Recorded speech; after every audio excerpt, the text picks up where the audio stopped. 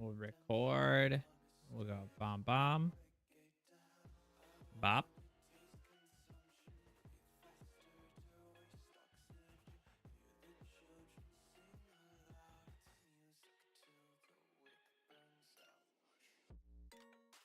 Stop. There we go. Okay.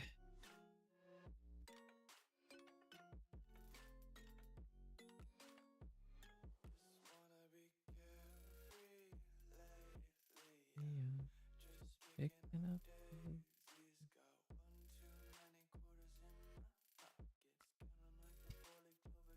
What am I looking for? Oh, there we go. I found it. Oh my god. Yeah, we'll put you there. Shrink it down a bit. Bing bop. And then I think I gotta go. Ooh, I should crank myself up a bit. Hello, hello. All right, there we go. Adjusting the audio a bit. Oh, maybe a little too high. Stream manager. We'll pop out. Bang.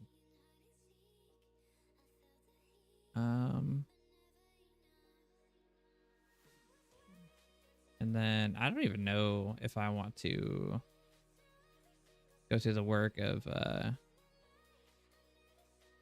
I mean, fuck it, right? Fuck it, we ball.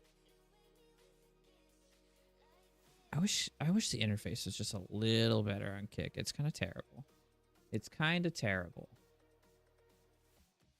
We'll open it though. Why not?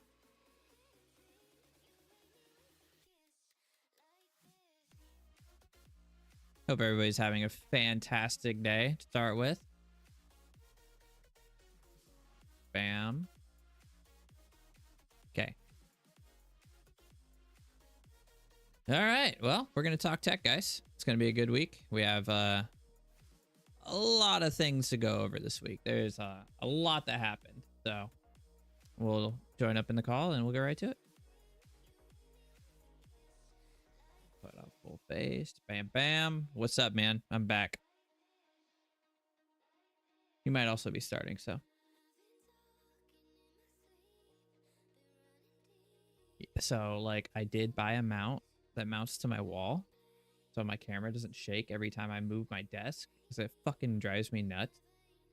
But I didn't go through the work of actually mounting it yet, so that's on me.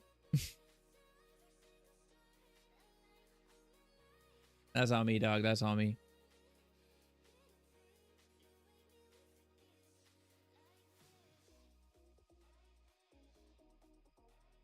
Yeah, sure. That looks fine.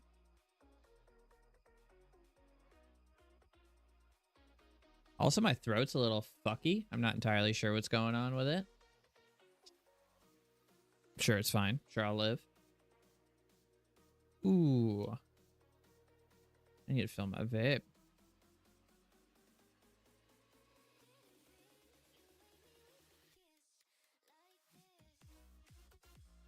Cop drops.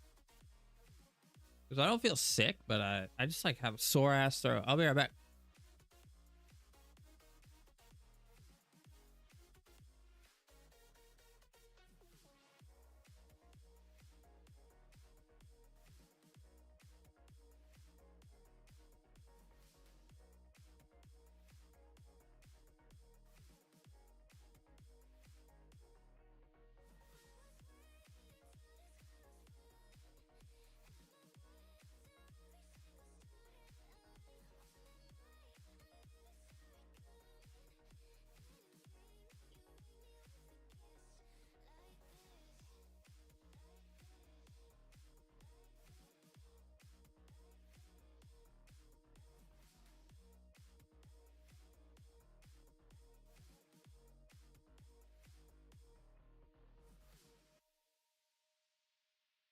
All right. Shit. Great. Very professional out here. Very professional. For sure, dude. I've never had this happen to me before. What? So I go hit manage broadcast. I'm like, all right, let's go live. Sure, why not? And it's like, oh, by the way, make sure your drivers are updated. I'm like, since when do you care about that? So we'll see if this fixes it. But Oh, you haven't gone live yet? No, because I can't. Because the main encoder is like, "Yo, dog, your drivers need to be updated." I'm like, "All Ah. right, okay, let me see if this will change it." Which I've never had to do that before. I have to. Because you can't even. I was like, "Oh, can I go live off the other ones?" But the other streams rely on the main one to be going. So I'm like, Mm. "Shit, all right." Very professional out here. Uh-huh. I had to go fill my vape, so. Oh, there you go. So we'll see if this screws up or anything like that. Yeah, I Especially actually. the webcam status. Here, we'll pull that up. I actually have a driver update too. I just didn't. I just ignored it. Continue. Ooh, you did get frozen. Perfect. So at least that updated then. Yeah. Is it an NVIDIA driver update? Yeah. Mm. Yeah. Yeah, I ignored that one. Yeah, I usually do that. And I don't know why it's like forcing me to do shit. Yeah, I usually ignore it. I'm like, why? It was literally came out yesterday too. I'm like, what the? Why? Why? Yeah. Oh, were you that yeah. far behind though? Are you like a few months behind? No. Or? No. Yeah. Not even. It was just the last one. Yeah, I generally do it like eventually. I really don't want to start over, but the fact that my fucking displays and shit aren't even showing now, I'll just restart the PC because that's always the golden rule here. Gotcha there. I'll be back. Yeah, I'll see you in a minute. Well, while he is gone, let's check out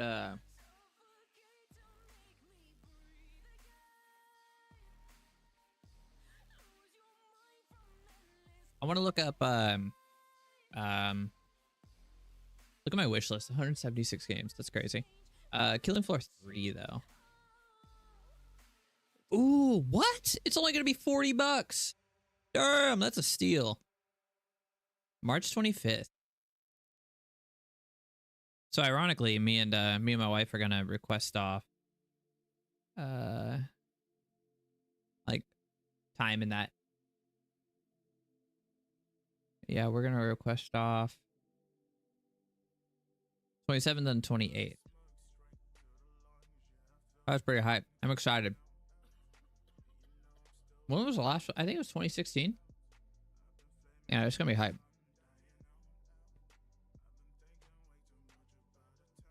Let's see what the store has. It's been a while. I haven't actually even played games in a while. I need to actually play games. I've just been so busy. Life's been tough.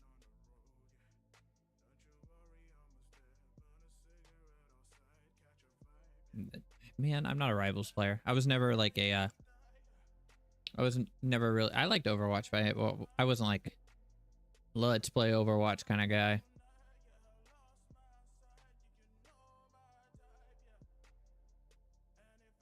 What's like new, bruh?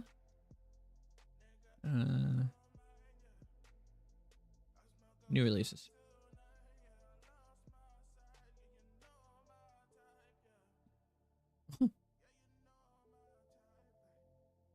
Oh yeah, that's right.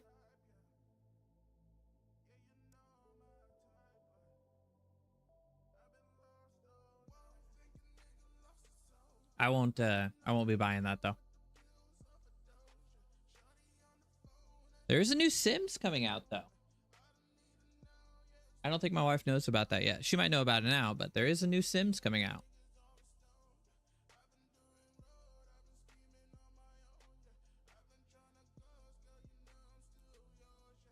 Hello Kitty Island Adventure. $50.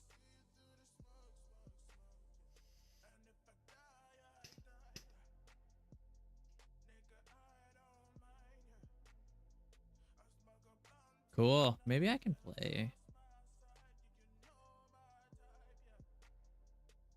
Holy fuck.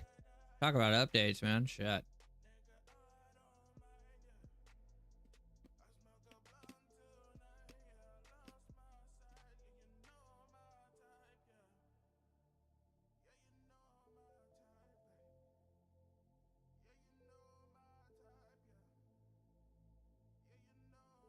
Ooh.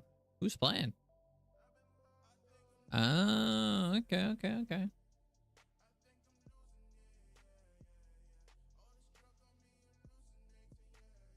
One day I'll play this again.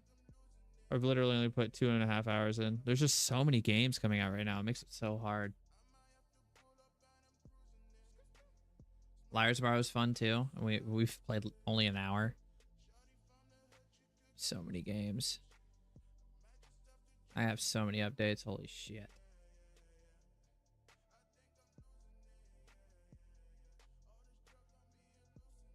All right, we're good there.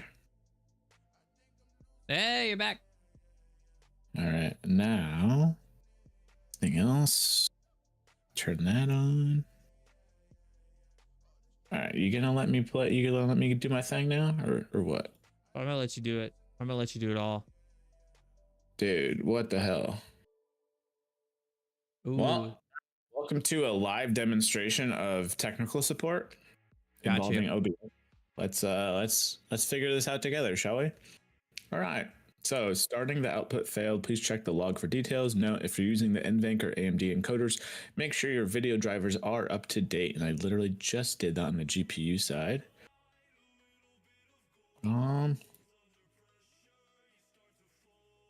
Stream key, everything should be good. Let's go to settings within OBS. Use like OBS, like not like Streamlabs OBS, but OBS, right? Yeah. Ooh, maybe that's why it's doing that. Let's go here. What's failing? Is it Twitch or YouTube? Or just all of for them? some reason, the stream service had it set to custom instead of YouTube as like the primary. So I'm hoping it's as simple as that. Let's find out. Okay. Yes, let's sign in.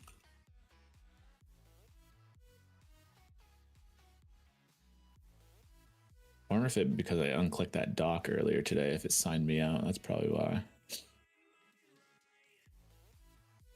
What dock? I removed one of like the YouTube docs. And I don't know why it would have signed me out, but I guess it does if you do. Oops. Like OBS YouTube dock? Yeah. I actually like it. YouTube live control panel.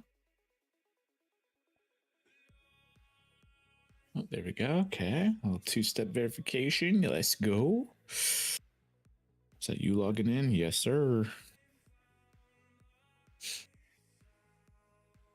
Okay. Ooh. Do you hear this? When I go like this? Don't. One moment.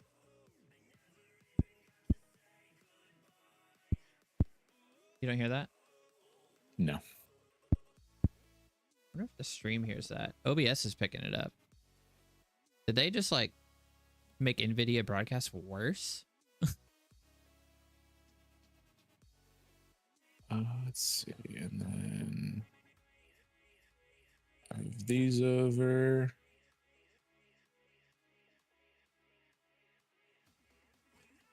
I'm waiting on your stream. That was zesty. We're not even 8 out of 10. They did make it worse. You shouldn't have been able to hear that. That's so funny. Yeah, they did make it worse. What the fuck? I shouldn't have updated now. Fuck me. 2.0 my ass. Jesus, this is like 1.2. We'll make it better, I promise. It is interesting because it's one of our topics today too. It is. So I wanted to try it. And it's to highlight something too. So that's funny. You fix one thing or add a solution to something and you make something else a problem. Go figure. All right. I don't know if you there we go. Okay, so you just had to sign into YouTube. So I don't know why it went custom, but we're live. We did it. Are you? Yeah. Oh, there you are. There you are. I found you. Let's see here. Ka-chow. We don't need that screen. We need the wheel. All right. So yeah, don't sign out of YouTube and make it your primary. And look at that. Why did it try to make me update drivers? I don't know. You should have just been like, bro, you're signed out of your account. Okay. That would have been so much easier. Yeah, I didn't have to restart. God damn it. Oh well, it's fixed now. Well, there's your live tech support right there. Make sure you signed into your shit, folks. Yup. Oh man. Yeah, dude, we got a hefty agenda today though. Yeah, today's a spicy one. And close Let's that. see. Close that. Close that. Okay, bam. Whoa! Golden. I just got some Got two weird. in there. Perfect. What up, Weeb? Oh, one moment. One Okay. moment. I thought I was ready. Oh, it's like it's your turn now. All right, all right. Also, Weeb, on your end, just let us know. Hello. Oh, we're so bad. Topics. Oh, We're we're going on some fucking tangents. Let me tell you. we're so good. We're so good. Okay. So, do we What want to up, start? Luma? Do we want to start with my experience with the iPhone? I've been using it for a week. Yeah. This All is right, my using it for a week. You got to give a background. You're typically an Android user, correct? Yep. So, for context, I have never had an iPhone. Like, used an iPhone as a phone. I've been using it for a week. Terrible. Okay, it's not terrible. It's just much more difficult to do things. A lot of the things that I do for work circulate or revolve around like Google Sheets and Google Docs and things like that. And so for example, I internet went out at work, right? And on my Android work phone, I have my Google Calendar, which I'm able to just look at even when the internet's down, obviously, because my calendar just kind of stays updated and updates as you have internet, you know? It stays updated until it sees that a event has been removed once you get internet again. Well, I needed to be able to do something at work and internet was down and I couldn't get on my Google Calendar to set up for the next cell flush and it was driving me fucking insane. So I use an iPhone, but all I use are Google apps. I downloaded Google Calendar, I downloaded Google Sheets, Google Docs, Chrome, Gemini even. So like but I have committed to using it for a month though. I am going to try to use it for a month. This is my on that, Puma, by the way. it's been a pain in the ass though so far. Hey, at least you're committed to it. I will say I've had my moment of having an iPhone as well, if you're not aware of that. So Really? granted, that was I think that was the iPhone 6 days. Oh, okay, so that was a minute ago. So yeah, so I tried that out, tried it even with an Apple Watch and everything back then. So my buddy at work was telling me that it's the iPhone I have, and I was like, it's an iPhone 13, and he's like, so yeah, the iPhone's the problem. that's what he said, and I was like, it's How? an iPhone 13 though, and he's like, yeah, but if you had like an iPhone 15, you wouldn't have that issue, and I'm like, no, you're wrong. He's like, it's just so much snappier. I'm like, that's not the issue. The issue is compatibility, dude. I can't just go here, click on one sec, let me get you that full screen. Okay, go. I can't like just go here, right? And then Yeah. click on the fucking calendar. It doesn't show like, and there's no way to like add my actual like Google Calendar. I can't figure it out. Maybe there is. Maybe like I got to get the URL for it. But John. like I just have no Hashtag idea. old man here. This is awesome. I love it. Whereas on like the actual Google Calendar, all of my events are there. So I don't know. But I'm gonna continue to try it out for a week. Power through it. So one thing I do like though that I wish was on, oh man, I can't leak any phone. Or I do like this feature, how you can make yourself like a little Bitmoji. Oh, gotcha. So like a VTuber. Yeah, this is sick. This is pretty dope. I thought that was dope. I made myself a little piece of poop. It'd be better if it was on iPhone 15, but you know. Maybe that's true. Maybe that's true. Dude, if anything, I will say this: whether it be an iPhone or Android phones are overpowered for what we use them for anyway. But the fact that you basically made it Android iOS is awesome. Yeah, I'm assuming you can care less about, at least right now or whatever, not you care less about the messaging thing, because a lot of people feel like they definitely keep their iPhone especially, just because of iMessage. Yeah, I don't really. It's a work phone, so I use it when I don't want to ruin my like nice phone, you know. Yeah. So very very few people even have the number, you know. So I have no reason to message anybody on it. I actually sent that poop video to myself, And then of course, Apple being Apple, the quality degrades like dramatically from iPhone to Android. Oh yeah. Well, now with RCS though, now that does make a difference, because I did have our buddy Jason send me a video specifically because I know that would just destroy those things potato quality. Sent me a video and I was like, they finally look the way they're supposed to look. Thank God. Whether it be back and forth. It's still so bad. Like, yeah, true. Depending on. Maybe I have to like turn something on, but like this is like, I guess it doesn't look so bad through the iPhone camera, but oh yeah, through that I was gonna say, as soon as you send it to someone though, that's where the difference is. That's where it gets compressed to shit. I don't know what they do. Oh, it's a garden. One product is fine. That's why when you said like I'm gonna have an iPhone for a month, I was like, oh God, is he doing this just for shits and giggles, or is he like, yeah, but then I need the Apple Watch to figure this out, and then I need it's just dude, it tumbles from there. That's how they get you. But I'll be right back. Well, okay, yeah, you're good. And then I'll explain one. Oh man, see, now he's gonna go get the Apple Watch. He's gonna get his MacBook Pro out. That's how they get you, folks. That's how they get you. They do have good stuff. I will say they're freaking.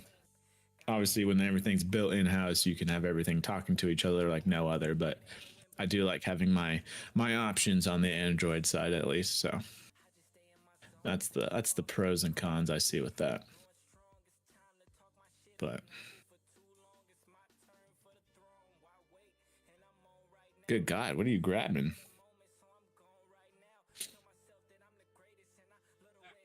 I do need to set a mute thing so it doesn't deafen him, but it mutes me. Yeah, I can hear you. So I'll set that up next stream. For a little bit of context, it's not my first time ever using an Apple product. I've actually had an iPad that I use at work constantly for the last 2 years. And again, this I don't use anything Apple about it though. Like the Notes app that I use for like actually writing my notes is a separate app entirely, because I just like the feature of being able to like have pages and books. Like I can have separate books for like different projects, and then inside my books are my pages. You can't do that on the Apple note taking app, but and then all of my apps are obviously Google. I could never leave the Google ecosystem though, because I also have the Pixel tablet. So is that the one that docks onto like the little home pod thing? See, that one's dope. I like that one. That one's cool. You'd be like, oh, you want to watch something? Here you go. And then it just uses your home display and whatever not. Yeah, we keep it in the kitchen. So yeah, perfect. Babe recipes, whatever not. Yeah, exactly. Babe will pull up our recipes on it and all that jazz. And thing's sweet. I love it. I wanted to get her a case for it so she can put her books on it. Oh, there you go. Because that's definitely the way to go. I technically bought it for her. But yeah, we do have that. I could never leave the Google ecosystem. It just yeah, I feel like once you're into something, you're in. People just don't like change. How about that? It's very rare. Yeah, that is so very true. All right. Once you're in, especially about passwords, all that stuff, ooh, buddy. But yeah, all right. Let's get to spinning, and we'll do a checkup. This is your first week. You said you got 1 week in the books. Yep, 1 week. I started on Monday, and it's funny too because like eSIM, I could have transferred it just super easy through Google Fi, but I didn't want to like have to deal with transferring eSIM back and forth, so I actually transferred this number to a SIM card. So if I had just absolutely got fed up with it, I could just switch it back into the Pixel 8 like on the fly at work. I'd be like, dude, I'm over it. Fuck this, I'm over it. All right. Let's see here. Spin this wheel. Let's see what we got. The first go around for today is. Yeah, so we'll follow back up end of February then. See how your iPhone thing went. Ooh. All right. First things first, Dead Drop being canceled. Okay. Are you surprised? I'm not surprised. No, honestly, let's see. Did that? Let me check that off. Let's see. Did that remove it? Yes, it did. Perfect. Okay. Not really. No, just because I don't know where all the money. I'm just assuming at this point, but I'm assuming all the money came from Dr. Disrespect for the most part to start this thing up. Besides just him being the face and the name behind it. yeah, whether it had, Halo devs or Call of Duty devs working on this game. Did you ever see this game being played out, by the way? So I did when but as it was like a meme, like people were making like videos of Dr. Disrespect saying this game shit, the mechanics in this are shit, and then they would like show clips of his game like in very early development, and it just looked like ass. So they were like kind of memeing on him a little bit there, you know. I never actually saw it like in the later stages of beta. I stopped following it mainly because of I'm sure you can relate. Maybe you can't. But he came out with a few allegations that happened to be true. So Twitch side, yeah. So I just couldn't see myself supporting it too much longer after that. That got a little dark. My bad. Very good. Yeah. Let's see. Is anyone in chat able to let me know if there's any echoing on this stream? I just want to make sure. Because I feel like that should be good. And that should be good. Your settings look good. Say something. I just want to make sure. Hello. Okay, you're good. Hello. For some reason, it was like bouncing at the same exact time, which usually means that there's echoing. But I actually did hear myself at one point. Hello. Yeah, I don't hear myself now. Okay, just making sure there. But yeah, for the most part, I can see this being gone. I did watch some of it when it was early on. It was kind of cool, just because it's crazy how there's one streamer I watched, and they were already doing like these little tournaments together and everything like that, and they got a decent group of guys in there and everything. Mm-hmm. And but yeah, in terms of, I don't know, I feel like at some point you shouldn't, as excited as you are about a game, I don't know how well the early access thing goes, because people get their first impressions off that, if that makes sense. Another thing that kind of killed me, bro, I can't say I was ever truly excited for this game because of this, was the whole NFT thing. I was like, oof, oh boy. And like that can be done really cool. That can be done really cool if it's like an NFT that you earn, or like you know what I mean? Because then you can further your its value. But if it's like a one of one that you got to buy from a large streamer, you know he's going to charge like a good chunk of money for that. It's funny that you mentioned NFTs, just because off another game, I guess, per se. They're not NFTs, but in my mind, they kind of are, give or take, I guess. But a lot of people can have the same card. But I feel like Pokemon is actually the closest to having like an NFT market, if that makes any sense. Are you talking about the trading card game? Yeah. Have you played it?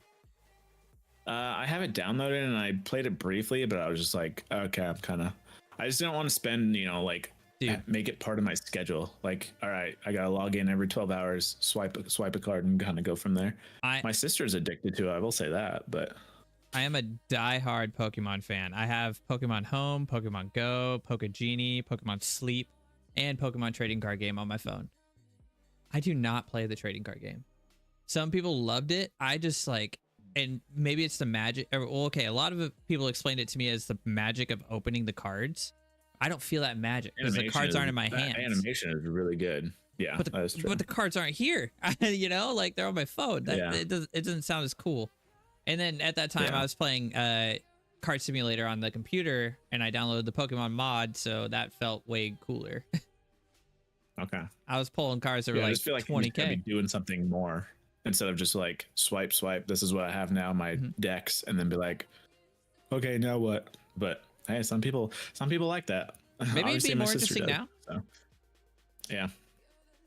Let's see. But yeah, I didn't see this as a surprise, especially with him and the allegations, all that other stuff. And yeah, this is why I think in general, especially being, live streamers, all that stuff, don't pin yourself to a game is my take off of this. So just saying, don't put your eggs in all in one basket for the most part, especially when it comes to a game.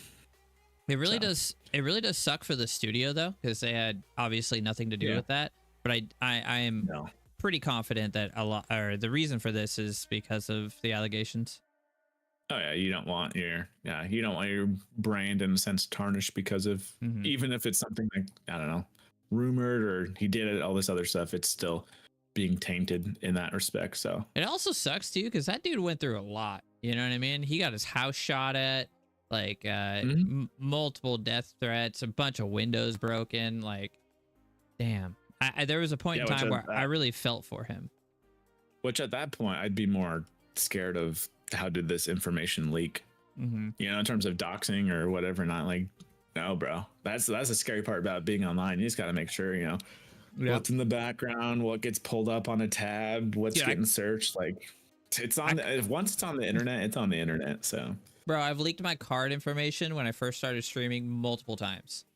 I had to like instantly stop, delete, and then like, yeah, good luck finding it. I've streamed a lot, and there's like, I think I deleted it anyway. Oh, actually, it's expired by now. Yeah, there you go. So it's just wild. You just got to be safe when you're online or anything like that. But no, I didn't see that as a surprise to me. So Have you ever leaked anything? no, but I will say, if anything, it's funny with the whole IT space and everything like that. Mhm. The biggest thing is social engineering. Mhm. That's the biggest thing. I've had someone call me, and this was in like the last like 6 months, pretending to be my bank and be like, yo, we saw this purchase, which I know sometimes they'll be like, oh, you spent $1,000 on an Apple product. I'm like, I would never. And so I don't fall for those ones. Yeah. So I don't fall for those ones. It's the ones where it's like, oh, okay, someone did this for your account. We're going to call you. And it's like, hey, did this happen? Blah, blah. And it's like, it's your money and all this other stuff. And it's like, yes, that happened. And it's like, you'll take them through the process. You'll basically log in for them and all this other shit. And it's just like, no, like, goddamn, like you are just preying on the people who just want their money and just want it solved now. And it's like, well, you're getting screwed over at the same time. So I'm just saying that kind of shit happens out there. That's why, to kind of go back to the phones, that's why I actually really love the Pixel line, just because of the screen calls and all that other shit. Yeah. And they're really good at like marking a call as spam before. Yeah. And then, but like, not only that, but like, all right, I can have them talk to, Gemini or whatever not, and be like, here you go, keep yourself entertained. Mm-hmm. Like, I don't have to ever touch that stuff. So have you seen that they've like updated it to where Gemini will like summarize your inbox now? And like, I was like, that's sick. Okay, cool. We're getting somewhere with this. Yeah, I don't know if it was available yet, but I did see a thing where I think Gemini would call restaurants and they would ask them questions if you had any. Like, I don't know, closing times, what's on the menu, do you have gluten-free options, or stuff like that. So I think that would annoy the person answering the phone. Yeah, because don't get me wrong, they sound good, but at the same time, when you know it's fake, it's like, because I know they can even put in the ums and this and that. So I'm just like, dude, at that point, I don't know. Why can't you make that call? How busy are you really? Yeah. Like, well, I know how much I hate it when I'm talking to Xfinity and I'm talking to the robot and I can't get past the robot to talk to a real person. Fucking A, dude, that pisses me off. I'm always hitting zeros. I think I feel like that's the golden key to get to the actual person, is just hit 0 once they're going through that menu with you. But so is this next topic the nothing phone? It is, yes. Which I found very interesting. Let me get that one off of here. So I've always liked the nothing phone's aesthetic. Yes, I love their designs and the dot matrix OS stuff. I think it's very pretty, minimal but cool. Yeah, it's pleasing. But I just thought it was very interesting because within like the last few days or so, they had a thing on their YouTube channel where they mentioned the 3A here. Let's see, there's one of the leaked videos. Obviously, this is not it. It's just a demo unit with the cameras inside them. They do have a video further down, I believe, right? Do they? Oh, yeah. I don't know if it's a video. The nothing. Oh, well, it's not like really a video. I think it's like teasing the back of like the camera. Yeah. But but I don't think any other phone company has put out an A version, or I guess you would say the budget friendly version of a phone before the actual normal / pro phone is out, if that makes sense. So it's interesting that they're doing it backwards, because the phone 3 isn't even out yet. I didn't think about it like that. Yeah, because Pixel does like the A series after. Wow, I didn't really think about it like that. Yeah, and Samsung does their whatever, like FE phones, fan editions, all that other stuff. Once these S25s come out, they'll, switch to the cheaper models down, 6 months later is usually what happens. So it's just interesting how you get the cheaper one, which I don't know. That could make them more sales. Yeah, not only for people wanting something new, people's patience, and then kind of going back to, I don't know, your buddy saying, oh, you need the 15 in order to do this or make it fine. Honestly, I don't think so, because again, most of these phones are overkill. And then not only that, but a good majority of us, whether it be tech enthusiasts, anything like that, or even what you'd call like normal people, you could easily get by on a $400 phone. Oh yeah. I got to tell you one more thing about that buddy. He has two 15 Pro Maxes, and he's sitting next to me on the bench outside, right? He goes, God, I kind of want to buy something. And I'm like, why? And he's like, my taxes just hit. And I'm like, okay, what do you want to buy? He's like, I don't want to tell you. I'm like, why not? He's like, because you're going to make fun of me. I'm like, 16? You're not going to do it, are you? He's like, I want the 16 Pro. And I'm like, why? Oh my God. You have a problem. So he said he's gonna wait. He's the one with the Pixel 9 Pro as well that he was trying to get. He's the one that your iPhone is from. I'm like, dude, you have a problem. 1 year every single time when it comes out. What's the itch for? You're doing the same shit. He's the one that this 12 is from right here, and the 13 that I'm using. So hold on, holy fuck, 1, 2. He gave me an iPhone SE. 1, 2, 3, and then you have 1, 4, and then he has 2 more at his house.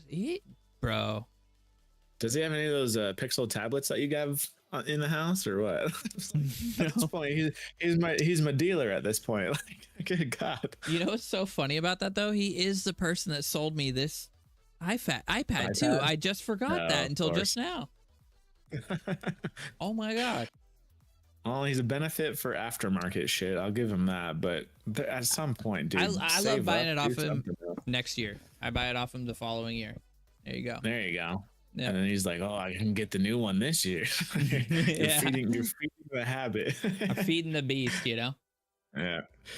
But yeah, that was the only thing I saw with this phone coming out is the aesthetics of the backs, all that stuff. Or I think, the clear backs, all that stuff look dope. The Nothing Phone 2 is super dope looking.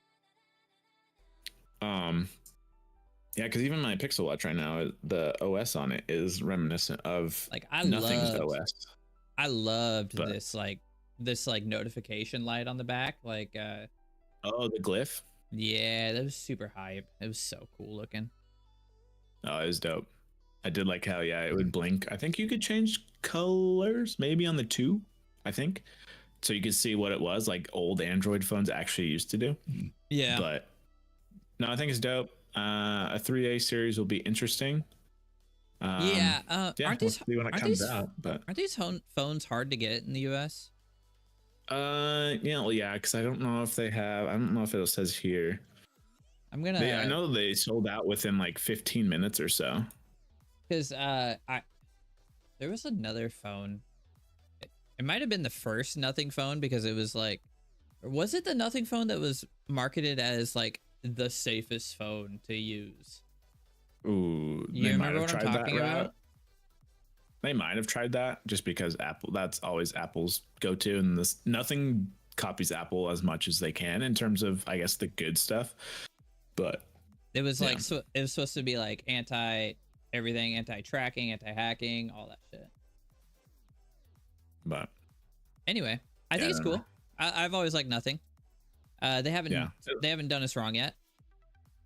No, and they have I don't know, it's kind of nice. They'll have the cheaper stuff, so like the earbuds and all other stuff. They're not too price wise, they're pretty good.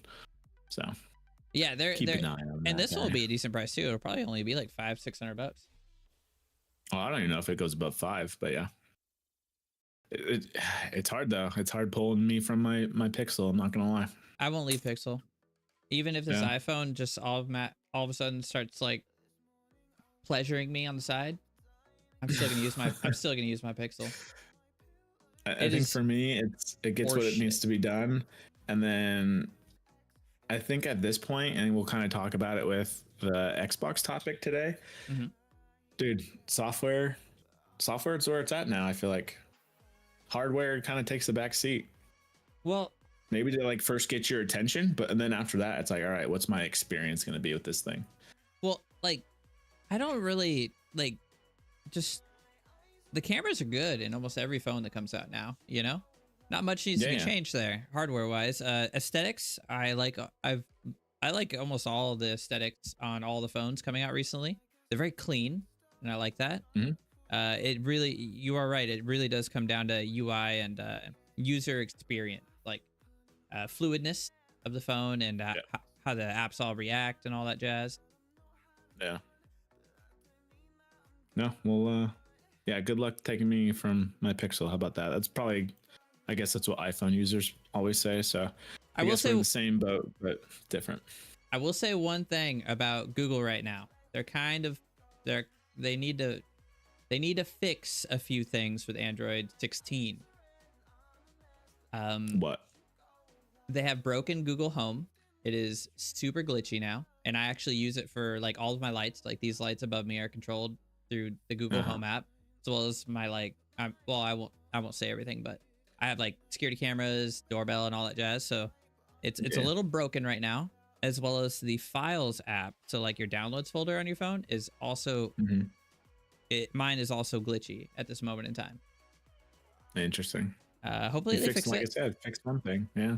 Because speaking of fixing one thing and breaking another, because obviously you had that broadcast update, NVIDIA webcam mic quality, they actually beefed that up, and we'll play a little live demo here that I believe the Verge was able to do, and it doesn't sound like you're talking through a sock anymore.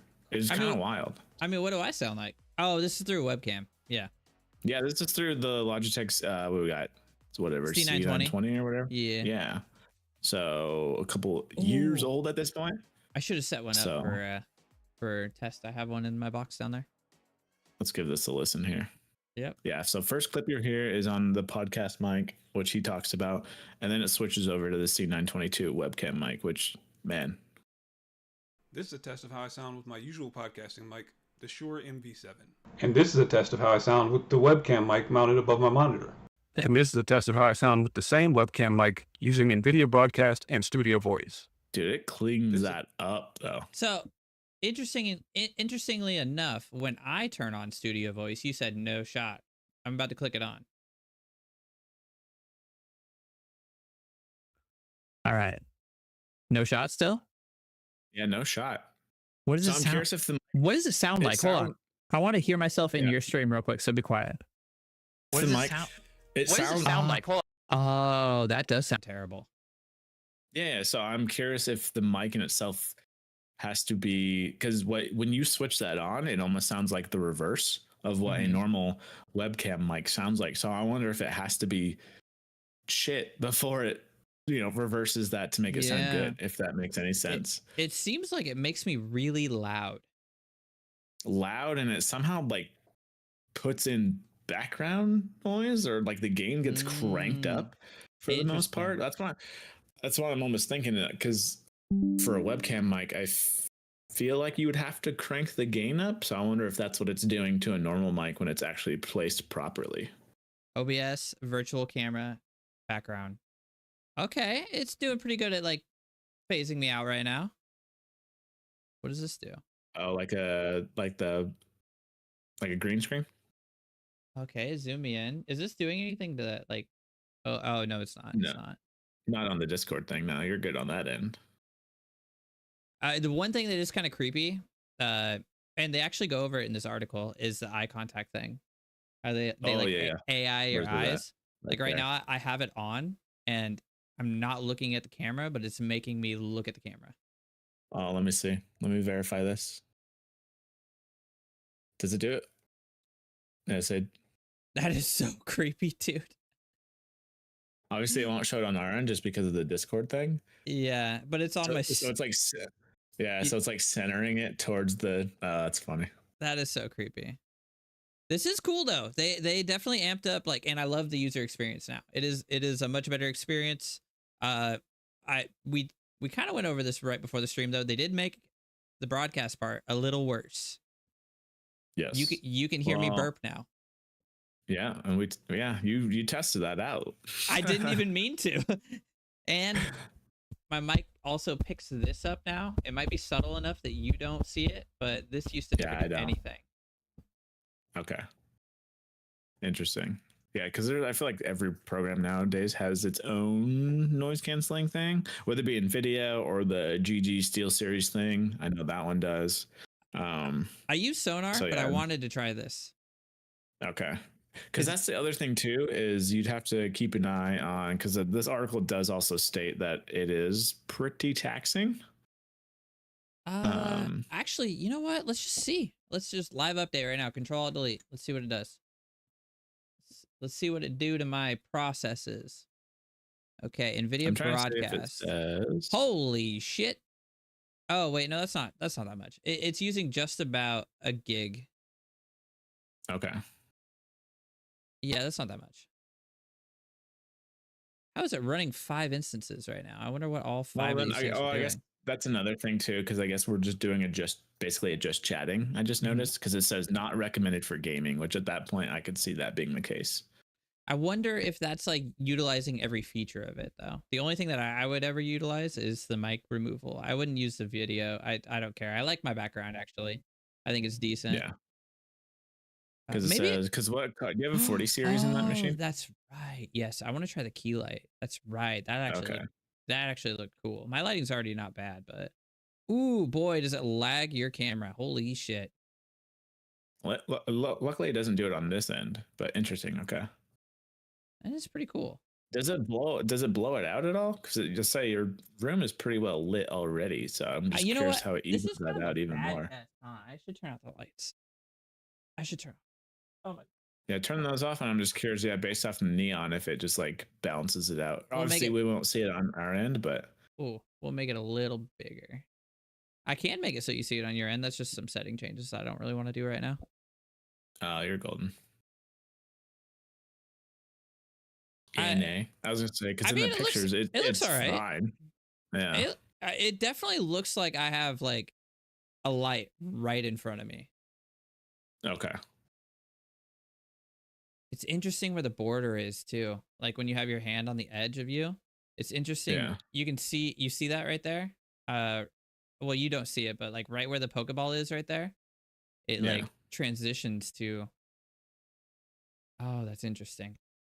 Creating those shadows and whatever not. Cool though, really impressive.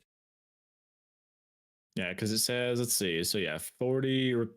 Let's see, NVIDIA says these features require a 4080 or 5090. Do you have a 4080 then, or do you have just a 40 series? I have a 4070 actually. Interesting. Okay, so they liars. So it seems like a 40 series in general. Okay. Yeah, because this person says the voice thing works. I just couldn't play a game at the same time based on how much VRAM it's using. Oh, it does show usage at the bottom of the app, doesn't it? Ooh, I would hope so. Oh, here we go. Enable GPU utilization. Holy shit. It's like using half. How much VRAM you have? Wait. It might not. Well, we're also and I'm streaming to 3 different sites. Yeah. I'm gonna turn this off. There's no way.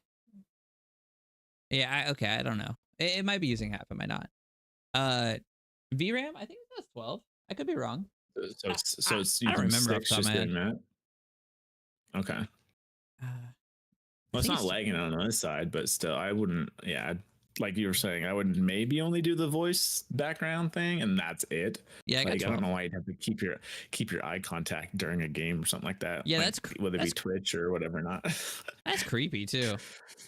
Yeah, I'm just like, can you imagine doing that during an interview? Just always That would be just kind of funny. focused. Like, yes, I am qualified for this job. You're never breaking eye contact with him, making him super uncomfortable. Like, damn, this dude doesn't even blink. Oh, perfect. Did you already spin it? I did. Forza coming to PS5. Ooh. Okay, so granted, this is Forza Horizon 5, but that's just Last year's game, right? Or no. 3 years ago or something like that. I thought it was the most recent. The most recent one. It says it's somewhere here. 2021 was when it was released. Oh, okay. Mm-hmm. Because I feel like I do think it is Horizon the most is recent a good one, choice, though. Oh yeah. Because that's the arcadey one. Even I like that one a little bit more than the simulation one. Yeah, Horizons is dope. Yeah. This is definitely the door just opening up for other Horizon, just Forza itself, I think, coming over to PlayStation. Mm-hmm. I don't see why not, kind of thing at this point. This is also the biggest, I think, indicator at this point too of it's not a matter start of moving stuff over. Yeah, it's not a matter of if, it's a matter of when. When are we going to see Gears of War, and when are we going to see the big old Master Chief get over there? So, and do we think this year or next year? I think it's going to be a slow roll. I'd be curious to see if Master Chief Collection. Because I think the rumor was, I don't know if it was Master Chief Collection. I want to say it was Halo CE being remastered. I thought, because I want to say maybe an anniversary of some sort's coming up, and then that would be the time to then publish it on both. Yeah, that would make sense actually, and that would be like, see, I don't know if they do that though. I think they want to double. I think they want to double dip. At this point, I feel like they're just gonna double dip. Well, I think the slower they release them, the more likely to get more sales. Does that make sense? So if they drop them both at the same time, they're gonna buy one or the other. Okay. Gotcha. But, so you're saying until sales slow down on one, you then release it on another? Yeah, that's what I would think they would do. I mean, they have this whole plethora of stuff that they can release. They can move over like the Fable games, which are highly loved. Gears of War, you already mentioned that. All the Halos. Ooh, man, they're actually running out of games now. No, the whole plethora. That's a lot of games, huh?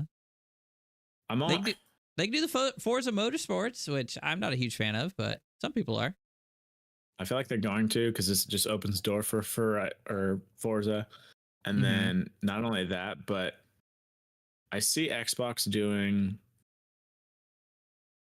I guess because Indiana Jones. I'm seeing how they're just doing their stacking here. Indiana Jones day one on Game Pass, and then 6 months down the line, I think is when it comes to PlayStation. So I think they're going to treat the PlayStation like PlayStation treats PC, if that makes sense. Like a year or two later? Yeah, I don't think they do 2, but I think they do a year at most. I'm almost thinking they just do 6 months. 6 months would be 6 months would be good, actually. I think that's a good amount of time. I think a 6-month window. That way, if someone, you still have the patience route where it's like, all right, if you really want to play this, either your PC can already do it, or you save up, I don't know, what is it, $250 for, Series S if you just want to get baseline in the door kind of thing.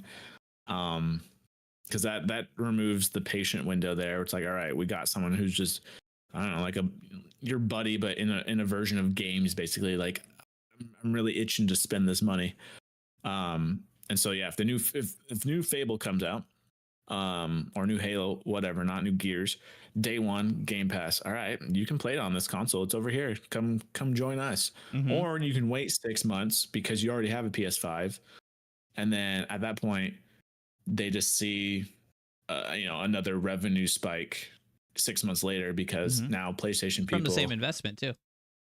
yeah, the PlayStation people are getting it at, I guess, technically the whatever, 60, $70 at that point. Mhm. So then there's that double dip. And I don't know what the porting situation is like in terms of an Xbox console to a PlayStation console, but I would also assume for some reason, any bugs, anything like that, there's always day one patches nowadays. PlayStation should technically almost like, they should get the best version of it because all that stuff should have been 'Cause buffed out. it'll be all updated. There will be bugs probably in the porting of, well, actually probably not, because they've already ported over a few games. They already know how to do it. So Yeah. it actually will probably be solid as fuck. And I'd be curious too if it's a 6 month window, because then at that point, depending on what the game is, maybe you also have DLC on there. So then you could have people on PlayStation spending base game, or maybe even $80 if it comes with the DLC of some sort. Maybe they drop the game with DLC. Maybe like, does DLC ever come after 6 months? It's normally like a year, right? It usually takes a while depending on what the game is and how prepped and planned they are. But that's what I was thinking, because usually at the end of the year, it's hence the Game of the Year edition or whatever it is, And they normally add So- something. Well, not normally. Yes. Some studios add something. Yeah, whether it be New Game Plus or yeah, like you said, a feature, photo mode, just some enhancement. Elden basically. Ring took what, a year and a half, right? Or was it a year? Because they've released 2 expansions, have they not? Elden Ring? I thought I thought it was only one, which that got people in a riot in a sense for Game of the Year contender and all this other stuff. But Yeah. I think it was only one, but it was one of those things where it's like kind of like The Witcher, where the expansion I think had so many hours on top of it, you could have almost just had its another own game. or something. Mhm. Yeah, so Kind of like what that's what the discussion was on that. Halo ODST was supposed to be to Halo 3. Yeah, pretty much. Yeah, yeah. Mhm. Yep. I forgot about Flight But- Simulator though. That's also one that they still need to port. True. A lot of people would love that, especially Yeah. if they have the right controls. It's a crazy popular game.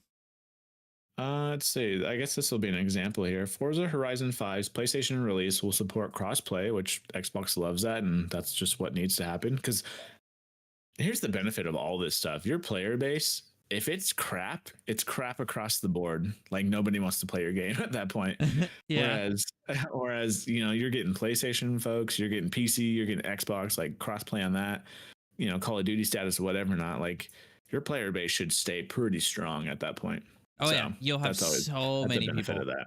A cool thing about Horizon 2 is I'm sure everybody's seen this, but a lot of people have had relatives or friends that have passed away.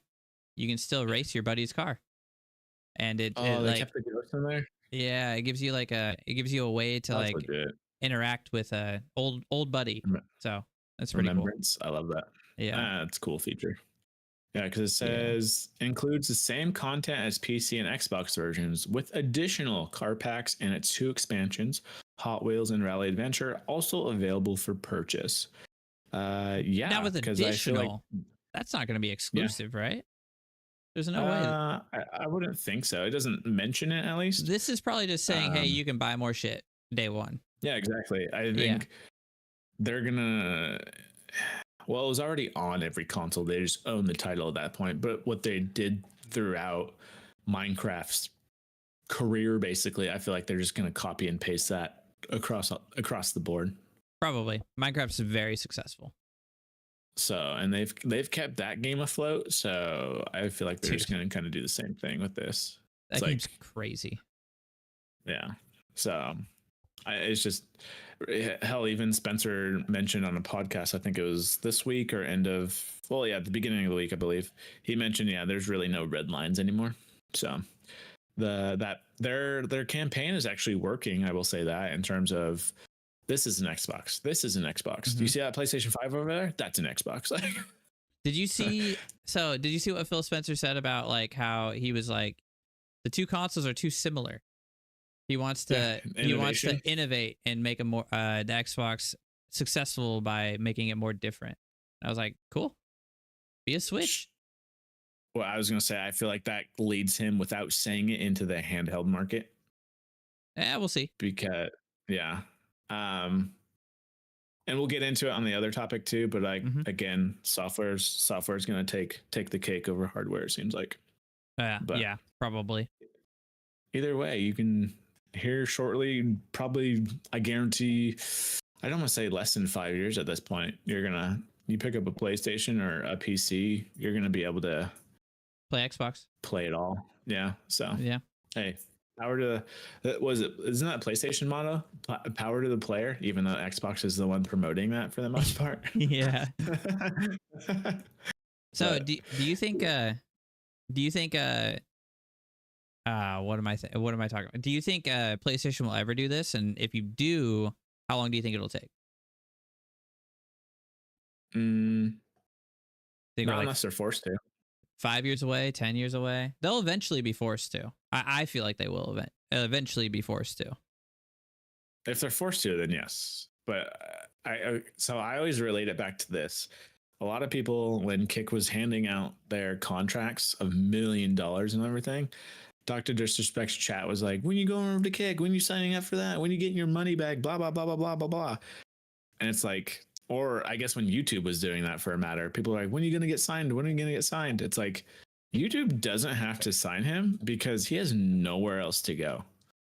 So when you're put in that situation, Dr. it's like, it's like when you don't technically have to be, doing something just because of how well certain stuff and current stuff is going, then PlayStation, they don't really have to do it. They probably pat themselves on the back for porting their stuff to PC at this point, and Xbox is the very last thing that they would ever want to do. I feel like they're like, nah, we don't feel like it. Yeah, and I don't know. Their whole spiel is probably like, we believe in our system, everything's working so far, so something must be going right, blah blah blah, and kind of going from there. But they got some rebuilding to do, I feel like. So we'll see. I agree. All right, what do we got? We're tampering it down. This one will be easy to cover. Summer Games, and I'm not talking X Games here. Oh, Summer Games. Yeah, it's the Summer Games Fest. Dates got announced. There we go. Yeah, so in case you ever, want to take these days off or anything like that, because we don't know well, I guess April 2nd, we'll get more details on the Switch too. But I'd be curious, because around this time, Nintendo should, I'd be betting to say that they would maybe show off some more games around this time then. Oh yeah, probably. But I feel like at this point, whether it be E3 or Summer Games Fest, I don't think it doesn't warrant itself to take like days off work anymore. No. In terms of the nerd in me, and when they had console releases and this and that. We're just old now. We're just old now. So in case you do want to take a day off or so, we got Friday the 6th to Monday the 9th of June. So 6/9. Nice. But, shout out 6/9. Did you just hear? Fuck. Did you hear what happened? No.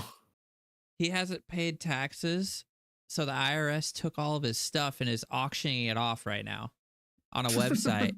Holy crap! This is a side tangent, but I gotta show you this. All right.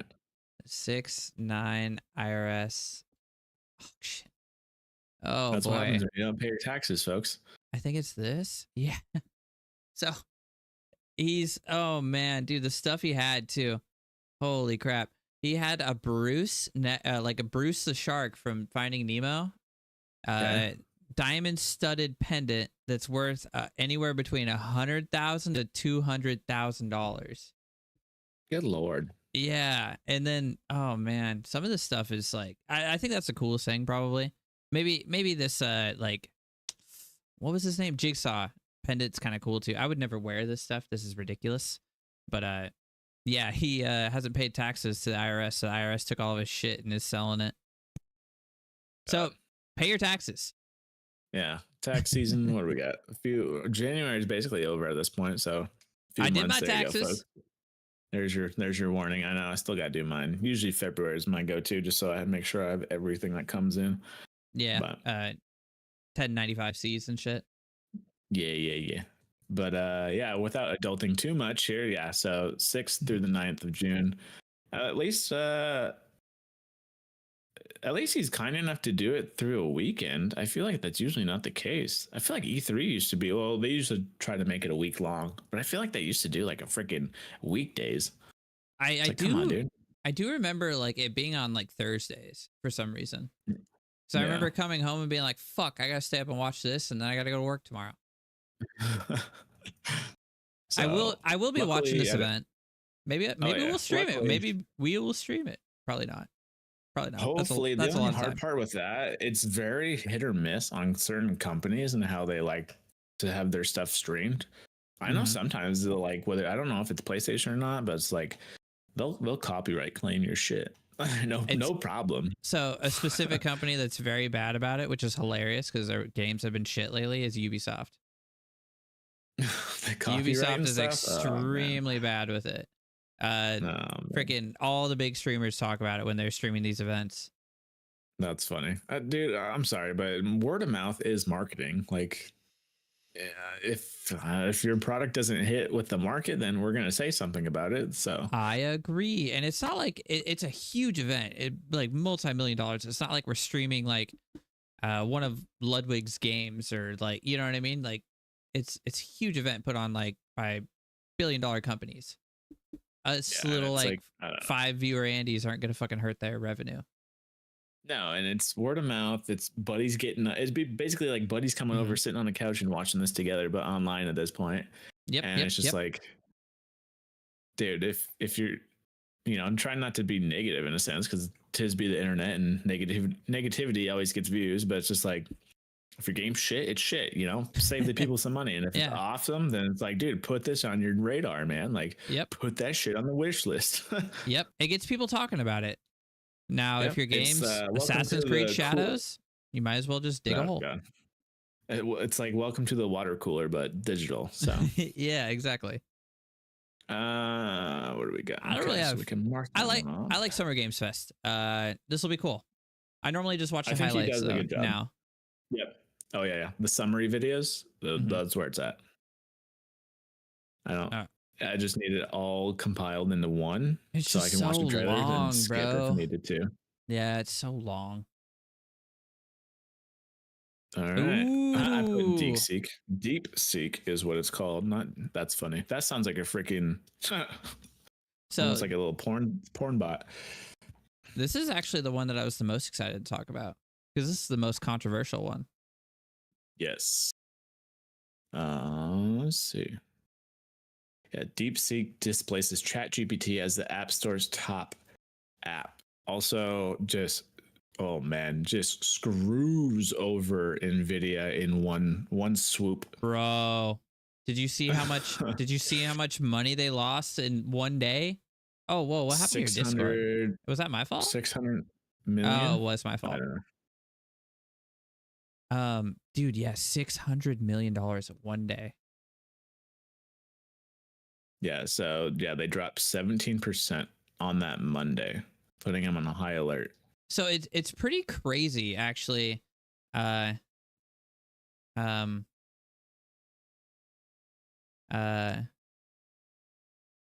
Ooh, interesting.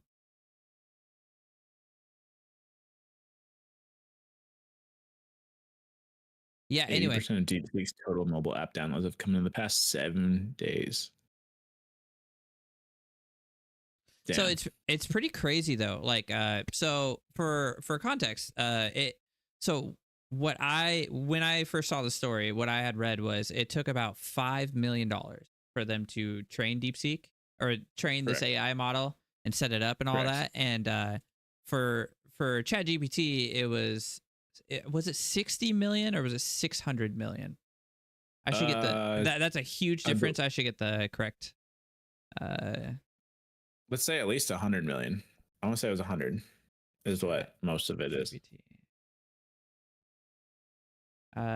Basically, while you're looking that up, it's basically the biggest thing was that these big wig companies, Google, Meta, all that stuff, OpenAI, like we're the only ones that can do this because of our deep pockets. So it's like good luck trying to figure this out without spending that much. And lo and behold, DeepSeek comes along, which supposedly around Christmas time or so is when they actually, I believe, like released this. I don't know, released it in its current state, but like released almost like a beta version of this.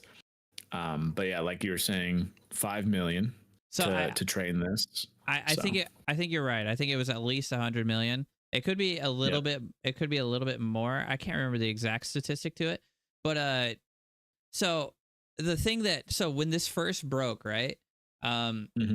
Everybody like in like our upper government area, they freaked out, obviously because it's kind of a big deal that this came out from China, and our government had banned Nvidia from sending our H800 chips to China. Yep. And they instantly thought, well, if they did this on this budget, they had to have had the more advanced chips. They did not. They actually did not have the more advanced chips. They had the H100s. So it is extremely impressive what they were able to accomplish with this. But it's also like a lot of people think that they took ChatGPT, recoded it, and like stole like the starts of it and then just kind of remade it. Yeah, so basically what I saw was like basically I don't know if it's rumor, I haven't seen any like facts per se on it, so I can't talk too much onto it. Basically, DeepSeek trained off ChatGPT. Yeah, that's what a lot of people say. Would that be bad? I think it's funny. I think it's kind of funny because we limited them on purpose, and they overachieved what we were able to accomplish, which is quite impressive. They have maybe 50,000 H100s. Yeah, it's crazy. Not only that, but like in whether you're building rockets, you're building a car, you're doing this, and that. Why would you expect someone to, this is my opinion, why would you expect someone to, you need to start from square one because we did. Whereas if someone has figured something out and how to do a decently good job at it, why not start from there and then improve upon that? Whoa, I was wrong. So NVIDIA is actually going to get in trouble for this. I was backwards. The H800s are the lesser performing chips. The H100s are the higher performing chips. And they have about 50,000 H100s running DeepSeek. So NVIDIA did something to get them those chips. Or China did something to get those chips. So I guess we'll see where that comes from. Yeah, I'd be curious to see what the stock price goes for, I don't know, a month or so. But that's interesting. This will be interesting. Oof. My biggest thing though, and my like, okay, so a little background on me at least is like I'm pretty good about like if I want to test something, do your research on it. What kind of reviews are we getting? Blah blah blah. But like, I don't know if you remember this. So on Android phones, Microsoft tested out a like a skin. This is like 10 years ago at this point. I can't remember what it was called. I was like, oh yeah, sure. Let me sign up for that beta and test it out, whatever. Mm-hmm. And so you used to be, try out betas whenever, willy nilly, all this other stuff, just because, just interested in it. And then I kind of see a lot of people doing the same thing now with these AIs and whatnot. But at the same time, me downloading a skin for a phone, like an OS in a sense, versus an AI, which takes, I think more of your personal stuff, I would assume. Mm-hmm. It kind of baffles my mind that this is a top number one free app in the US App Store and 51 other countries. And this thing came out of nowhere, at least what it seems like nowhere, and nobody reads terms of services. Nobody. unless you're forced to because you're a lawyer or whatever not. But like nobody's reading that stuff. You're clicking OK, and I'd be very curious to know what terms of service are in there when you're clicking that, because I feel like especially with AI, you gotta be careful because you're giving something up, whether it have been TikTok, whether it have been an American app company, hell, even Google, all this other stuff. You're giving up somewhat of privacy to have it be personalized and convenient for you. That's the thing. And don't get me wrong, you can run DeepSeek locally, which at that point it's not coming, going back to their servers or anything like that. But that's going to be a very niche market of people actually doing that. So whether it be ChatGPT or DeepSeek or whatever. So I actually watched this guy right on YouTube. His name's Hardware Chuck, and he just put out a whole video on how you could run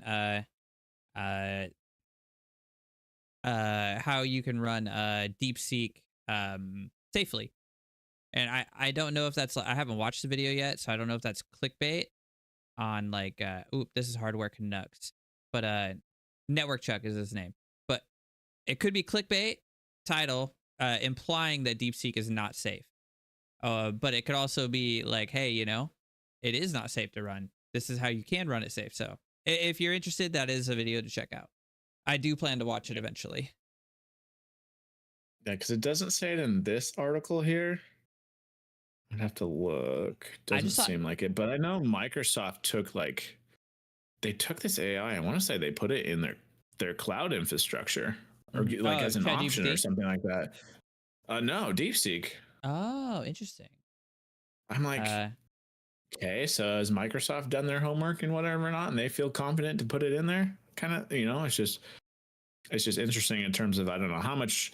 It's like almost like a personal thing. How much research do I need to do to like have trust into something like this, I guess? But I'm copying all of DeepSeek's and I'm going to ask Gemini to summarize it for me. Gotcha. Oh, there you go. AI to AI. I was, I guess watching another podcast, so Waveform, MKBHD, all that stuff, watching that. And they were kind of going over this and explained it pretty well. So one big difference, I haven't used DeepSeek, by the way. I don't know if you have or not, but I haven't used it.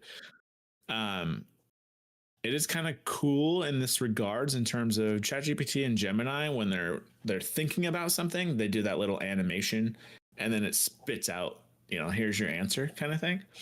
Whereas I guess DeepSeek, the way it works is that instead of hiding behind a loading bar basically, or a loading icon, it spits out like it working on it, if that makes sense. So like 2 + 2 = 4, and it's like, all right, it just goes step by step. So it's like almost like you're doing it. But that's cool. Yeah.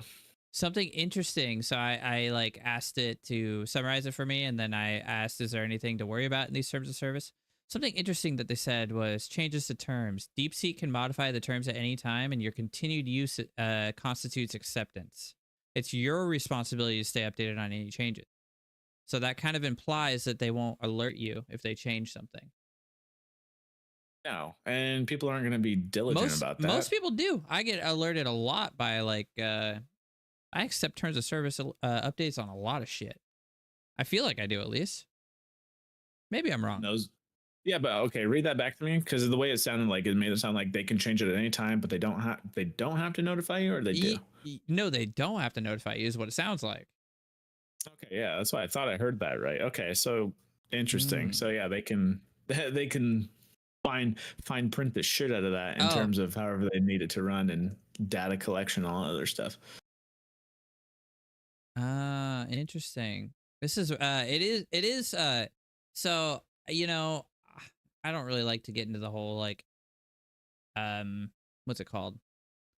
The whole like China versus US thing, but it is actually it can be kind of scary.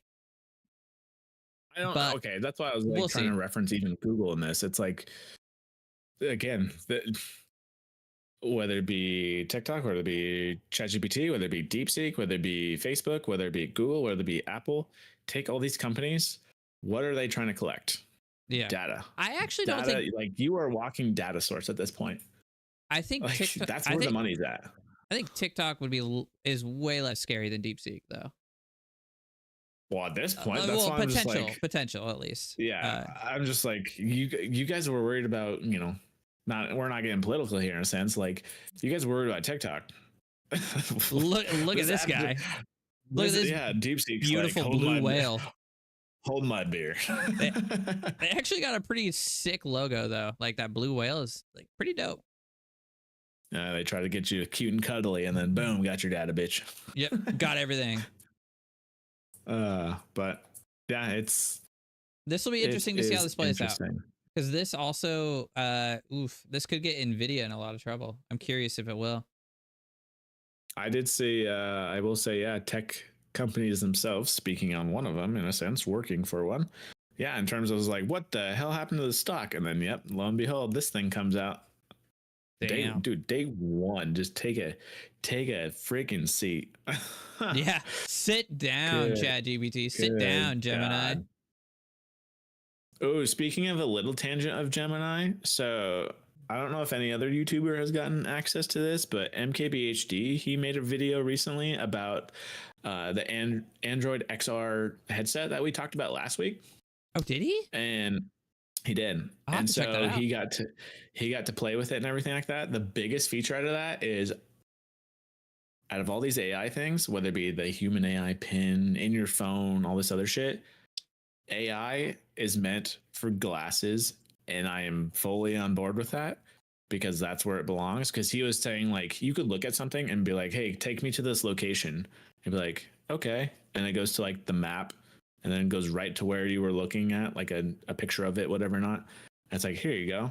And that, like, Gemini is that was one of the ways you could control it, and it seemed pretty like fluent in going around the OS and that. Not only that, with that headset though, I'll pull it up here as we're talking.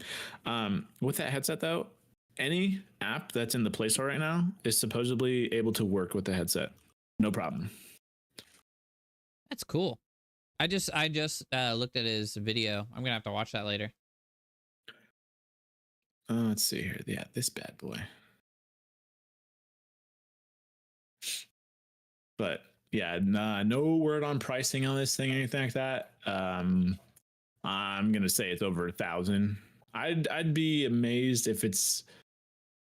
I don't think it goes above 2,000. I think it hits a $1,500 price tag, is my guess. Yeah, that's probably spot on because the one he's looking at is a Samsung one. Yeah, Samsung is like, also like an Apple of Android. Exactly. Yeah. So it's got to be, they're at least going to show it off as premium and whatnot, whereas other third party stuff can be the $700 headset, this and that. But like, it does look promising for Android XR in the future, and whether it be Ray-Bans or someone down the road. Granted, Ray-Bans is with Meta for the most part. They seem, I don't know what the kind of contract they have there, but whoever picks up, whether it be Oakley or whatever not, I guarantee. Man, I almost want to say within 10 years, I wouldn't be surprised if we see Google Glass come back, even though it's not going to be called that. I can see it being like Pixel something, but. Pixel Glass? yeah, pretty much, yeah. Pixel peepers, basically. But well, in 10 years, I don't know if Pixel will still be around. They've lasted longer than Nexus. That is true. Nexus only lasted till 6. Yeah, and that was a third-party thing, and I feel like at this point, Google has a brand now, if that makes sense, for phones. But it is Google; they're not afraid to kill anything. Yeah, you're right. Oh, hey, what's up, Kenobi? That's not the plan. I just life's busy. I haven't really had time to play games, but there's a lot of cool games coming out that I do plan to play. They ain't gonna play themselves. I know. It's this is like literally the only thing I've had time to do. 6 o'clock every Friday. But like Killing Floor 3 is about to come out, and the new Ninja Gaiden trailer. Dude, I did. And dude, right before you started your stream, it's only $40. Oh, is it really? Brand new game, gonna be $40 fucking dollars. And I'm like, hell That's yeah. All right, next topic here. No, Xbox hardware. I definitely do plan to play more games though. Boom, right here, baby. So Xbox hardware sales slump, but Game Pass is surging. To kind of sum up this whole article, though, they basically talk about revenue being down, obviously year on year overall is what the title says, but they never really talk about the profit, which I was kind of hoping they would. They didn't give exact figures, but they gave percentages. Yeah, what do we got? 29% drop in Xbox console sales, largely to blame for a dip. Significant boost to Game Pass, which made more money in the last 3 months of 2024 than in any previous quarter. They do mention Black Ops basically helping that out. Yeah, so Game Pass set a new quarterly record for revenue and grew its PC subscriber base by over 30%. I will say I was one of those subscribers. But yeah, you wanted that Black Ops. I did. And then I just think that's just the way it's going to go. I almost, with Xbox redesigning their OS for, like, let's say handhelds or something like that. I'm curious how they do with hardware, because obviously they're still going to make their own, like the Xbox Series S and X and whatever this handheld ends up being. I'm curious if at some point they ever let, I don't know, HP or a Dell or something like that make a, I don't know if you remember what Steam OS, the Steam box or whatever it was trying to be. That's instantly what I thought of when you were talking about that. I don't know, because the Steam OS thing failed hard. The Steam boxes, those failed so hard. Which is interesting, because I know I wanted one when they were coming out, because they were supposed to be about the $500 to $700 mark, if I remember correctly.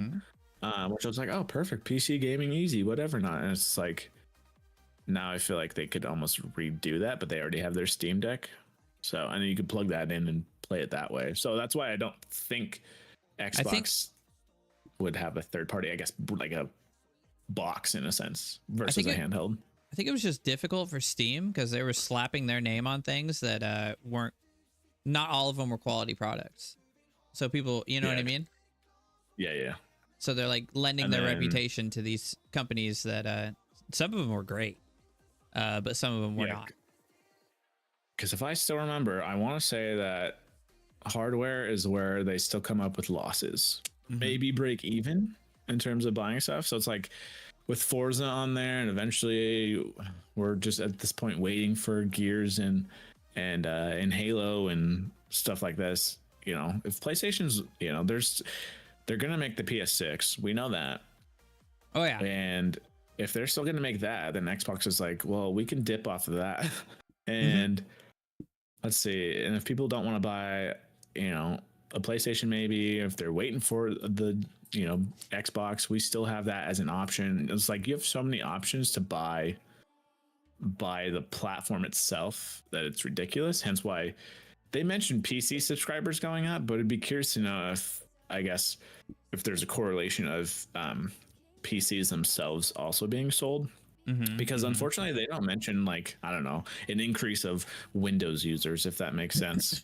No, I don't know if that would necessarily correlate, just due to like Game Pass on PC, like they could be using xCloud, or so like if they already had a nice PC, they obviously don't need it. But if they had a shit PC, they could just use xCloud. So I don't know if that would necessarily like be one-to-one, like buying a new, you know what I mean? Yeah, well, not just that, but I feel, true, because now thinking about it, businesses probably skew the shit out of that. One other thing, whatever not. One other thing that they did note in this article was that it's inconclusive on its inclusion on Game Pass also does not appear to have dented the sales of Call of Duty Black Ops. Yeah, I want to say it's funny because when that game releases with 2 months to 2 months left in the year, it ends up being, I don't think just for FPS. I think it was in the UK where it ends up being like the most popular game, or like most sold throughout the year. It's like games can come out. I don't know if I haven't seen one recently have a title like this, but in terms of like, oh, is this the next COD killer? Dude, COD, the only thing that's gonna kill COD is COD itself. Yeah, COD's gonna have to butcher itself. Put NFTs in the game.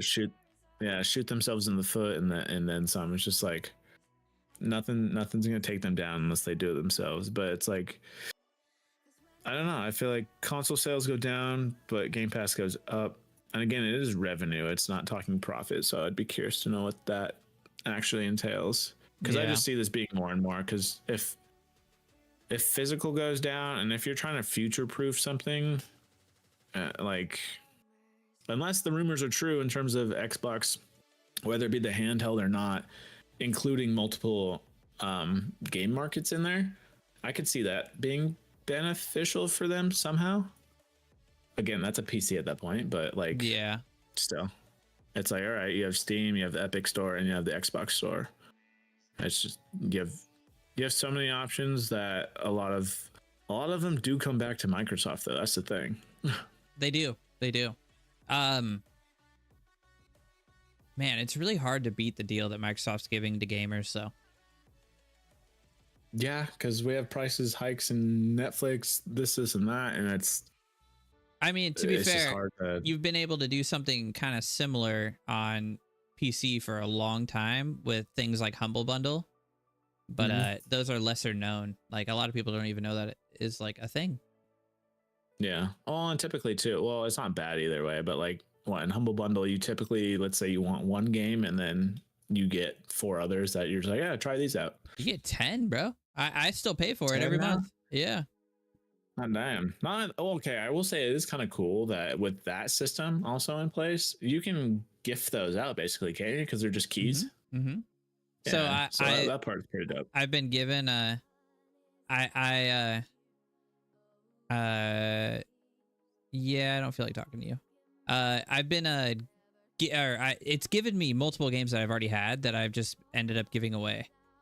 Like, for example, 7 Days to Die. It never gives you the same game twice, or at least I've never gotten the same game twice, but I had already bought it, so I gave it away.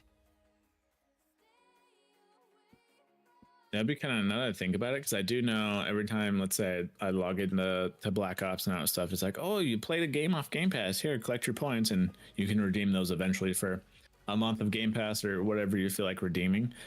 I think it would be pretty cool if there was, well, I guess especially for like the streaming side of it, or again the whole word of mouth thing, if you had like a reference code, and then if someone uses that reference code to sign up for, let's say, PC Game Pass, I feel like that you could get away with a month for free. Yeah. Or like, you like save like $1 a year or for a year or something like that if you like on all of your subscriptions. Yeah. I think that would be a pretty dope incentive, because I think at the end of the day it comes down to incentive, like who's incentivizing me to play this game or whatever not. But have you ever played Gotham Knights? No, I was trying to think. I was like Suicide Squad. Do you own Gotham Knights? Because I can give you Gotham Knights. I already have it. Oh, do you have a free code? I got it on Humble Bundle. Thing? Yeah. Good lord. I think I got my back catalog to work on for sure. Yeah, I played it. It was the first game I ever streamed. Oh, okay. I'll kind of here. We'll ditch the wheel for this one just to kind of go in a certain order here. I don't need this one. Let me pull. Oh damn! I just Steam up. I just Since accepted it. Speaking of Steam, it says keys are temporarily exhausted for this product. No. You didn't tell me that. Interesting. All right.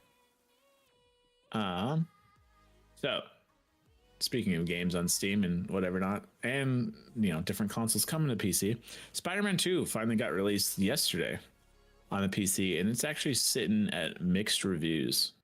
Yeah, it's not looking too pretty.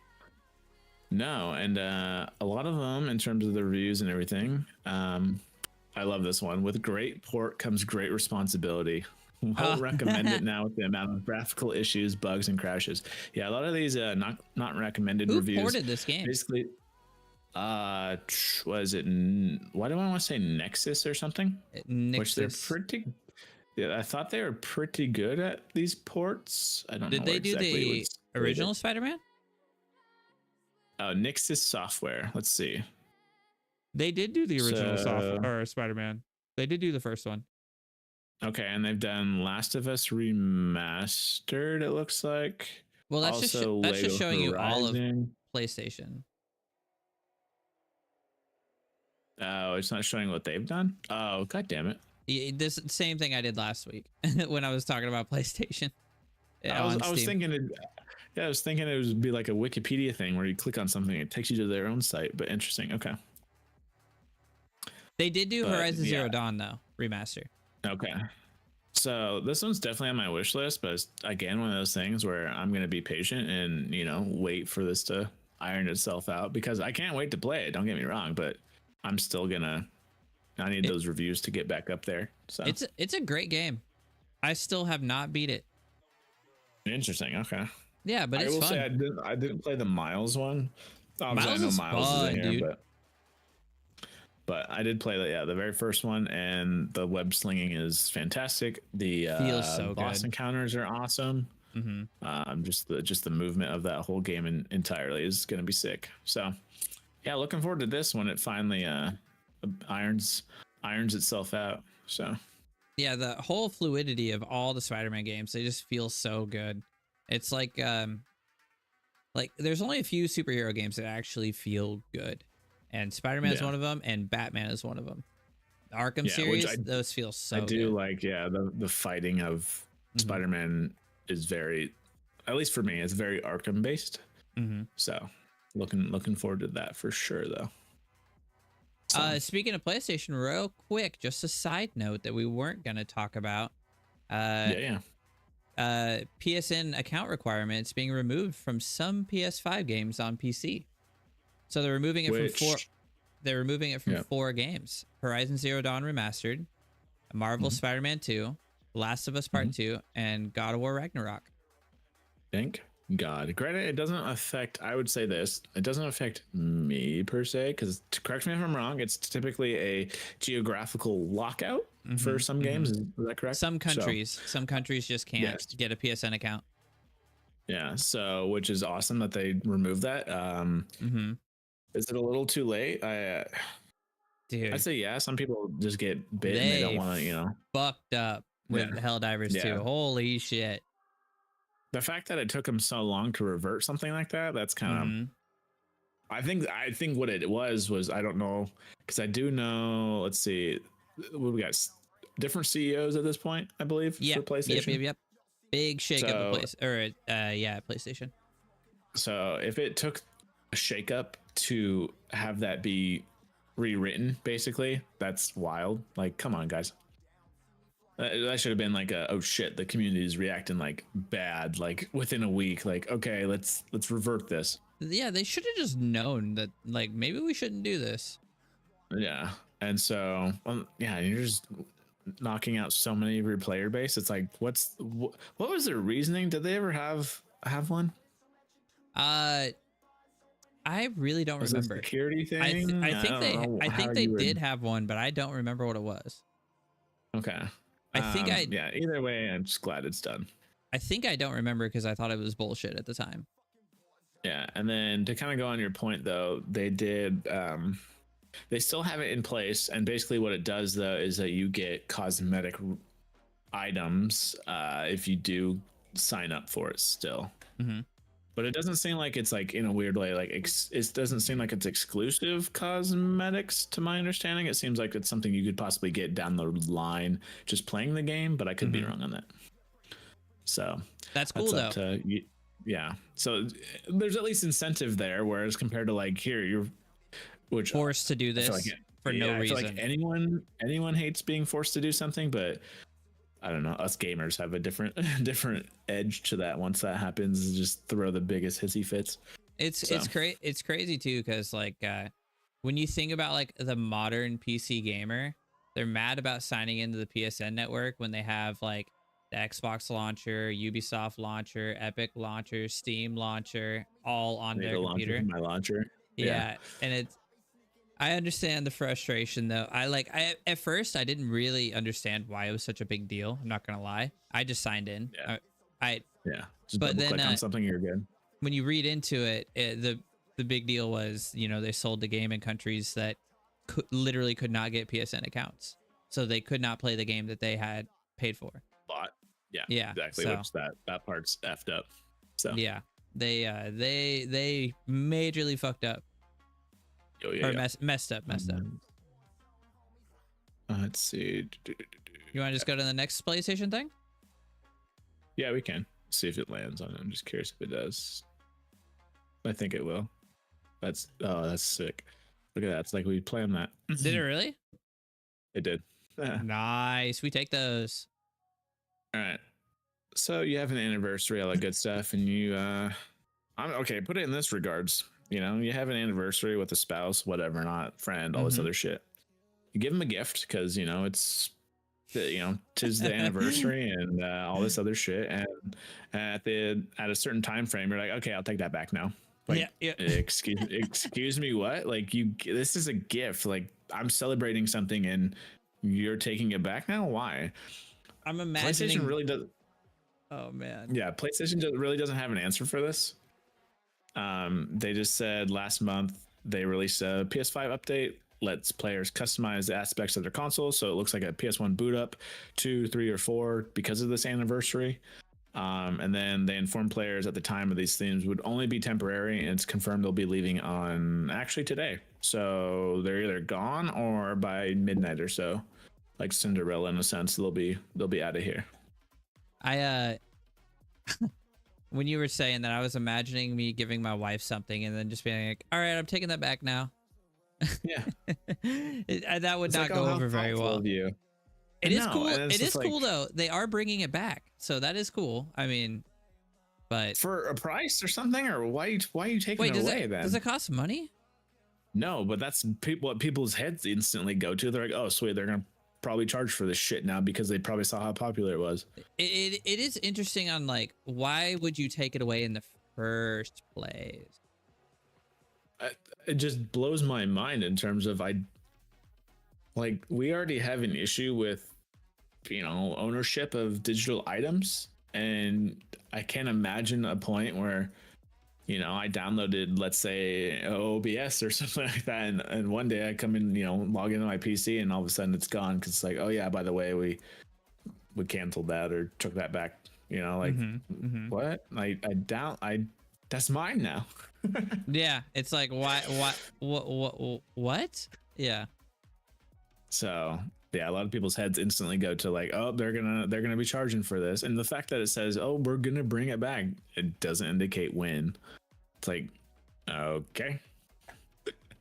It's dope that they did that, don't get me wrong, but at the same time, why take it away? Yeah, I wonder if they are gonna bring it back for a price. That's a good point. I didn't even think of that. Yeah, mark this down. That's so dumb. That's so dumb that I didn't even think of that. You can have it back. $20 for all 4, right? Is there 4? Yeah, $20 for a bundle. Or $15 a piece. Yeah. Or $15 a piece. So that'll be interesting. Or no, $40 for all 4, or $15 a piece. That's what I was thinking. They have I don't think they're gonna show. Okay. They look cool. Is it just the top? They could have done. Okay. Maybe they'll do more. That or actually, I thought they were gonna be actually themed. It would be cool if you know what I mean? Like the icons changed. Yo, it'd be sick if you change your theme to the PlayStation theme and the PlayStation 2 theme, and the boot up was PlayStation 2 boot up. Let me go back to the article because it said something about PlayStation 1. Includes PS1 boot up animation as a new start sequence and a variety. And the variety of themes. So it's only the PS1 boot up animation. Interesting. The PS1 boot up is iconic, but I think the PS2 boot up is so much more iconic. Dude, that sound. And then when a disc didn't read right, it was like red or something. Yeah. Just like, okay. It has an air even though it's digital. It's like, okay. My let's see. My stepdad just called me. Give me just a second. Oh, you're golden. You are golden. Oh, you see I'm live. I'll call you back in just a minute. Or not in a minute, in probably like an hour. Anyway. All right, and then we'll move on. Wait, is over it to important speaking actually? of- If it's important, call me again right now. Call me Ramya. Ramya. If it's important. Oh, is it about Plex? I need the login. I'll send it to him. I just can't do that right now. And then let's see. Go ahead and spin for Don't the have next it. topic. All right, I got you. I'm gonna. Maybe I'll call him back. He might have left Ooh. when I said it was important.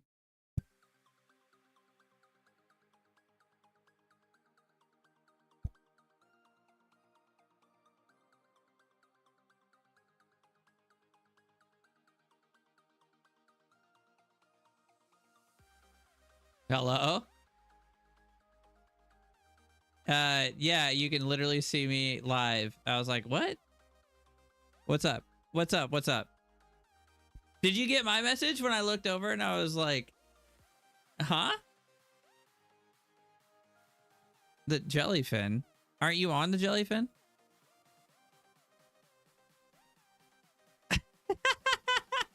Well, I can't do this right. I can't do it right now. I'm live.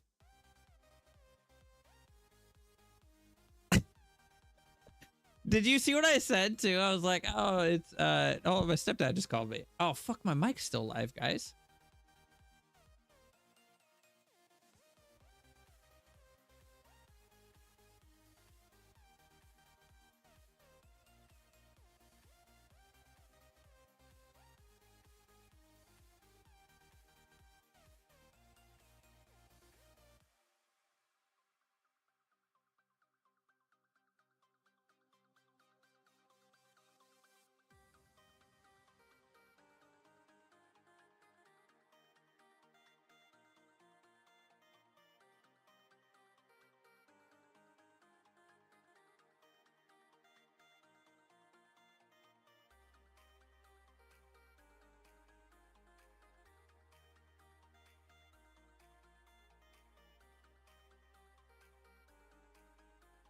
Holy Jesus.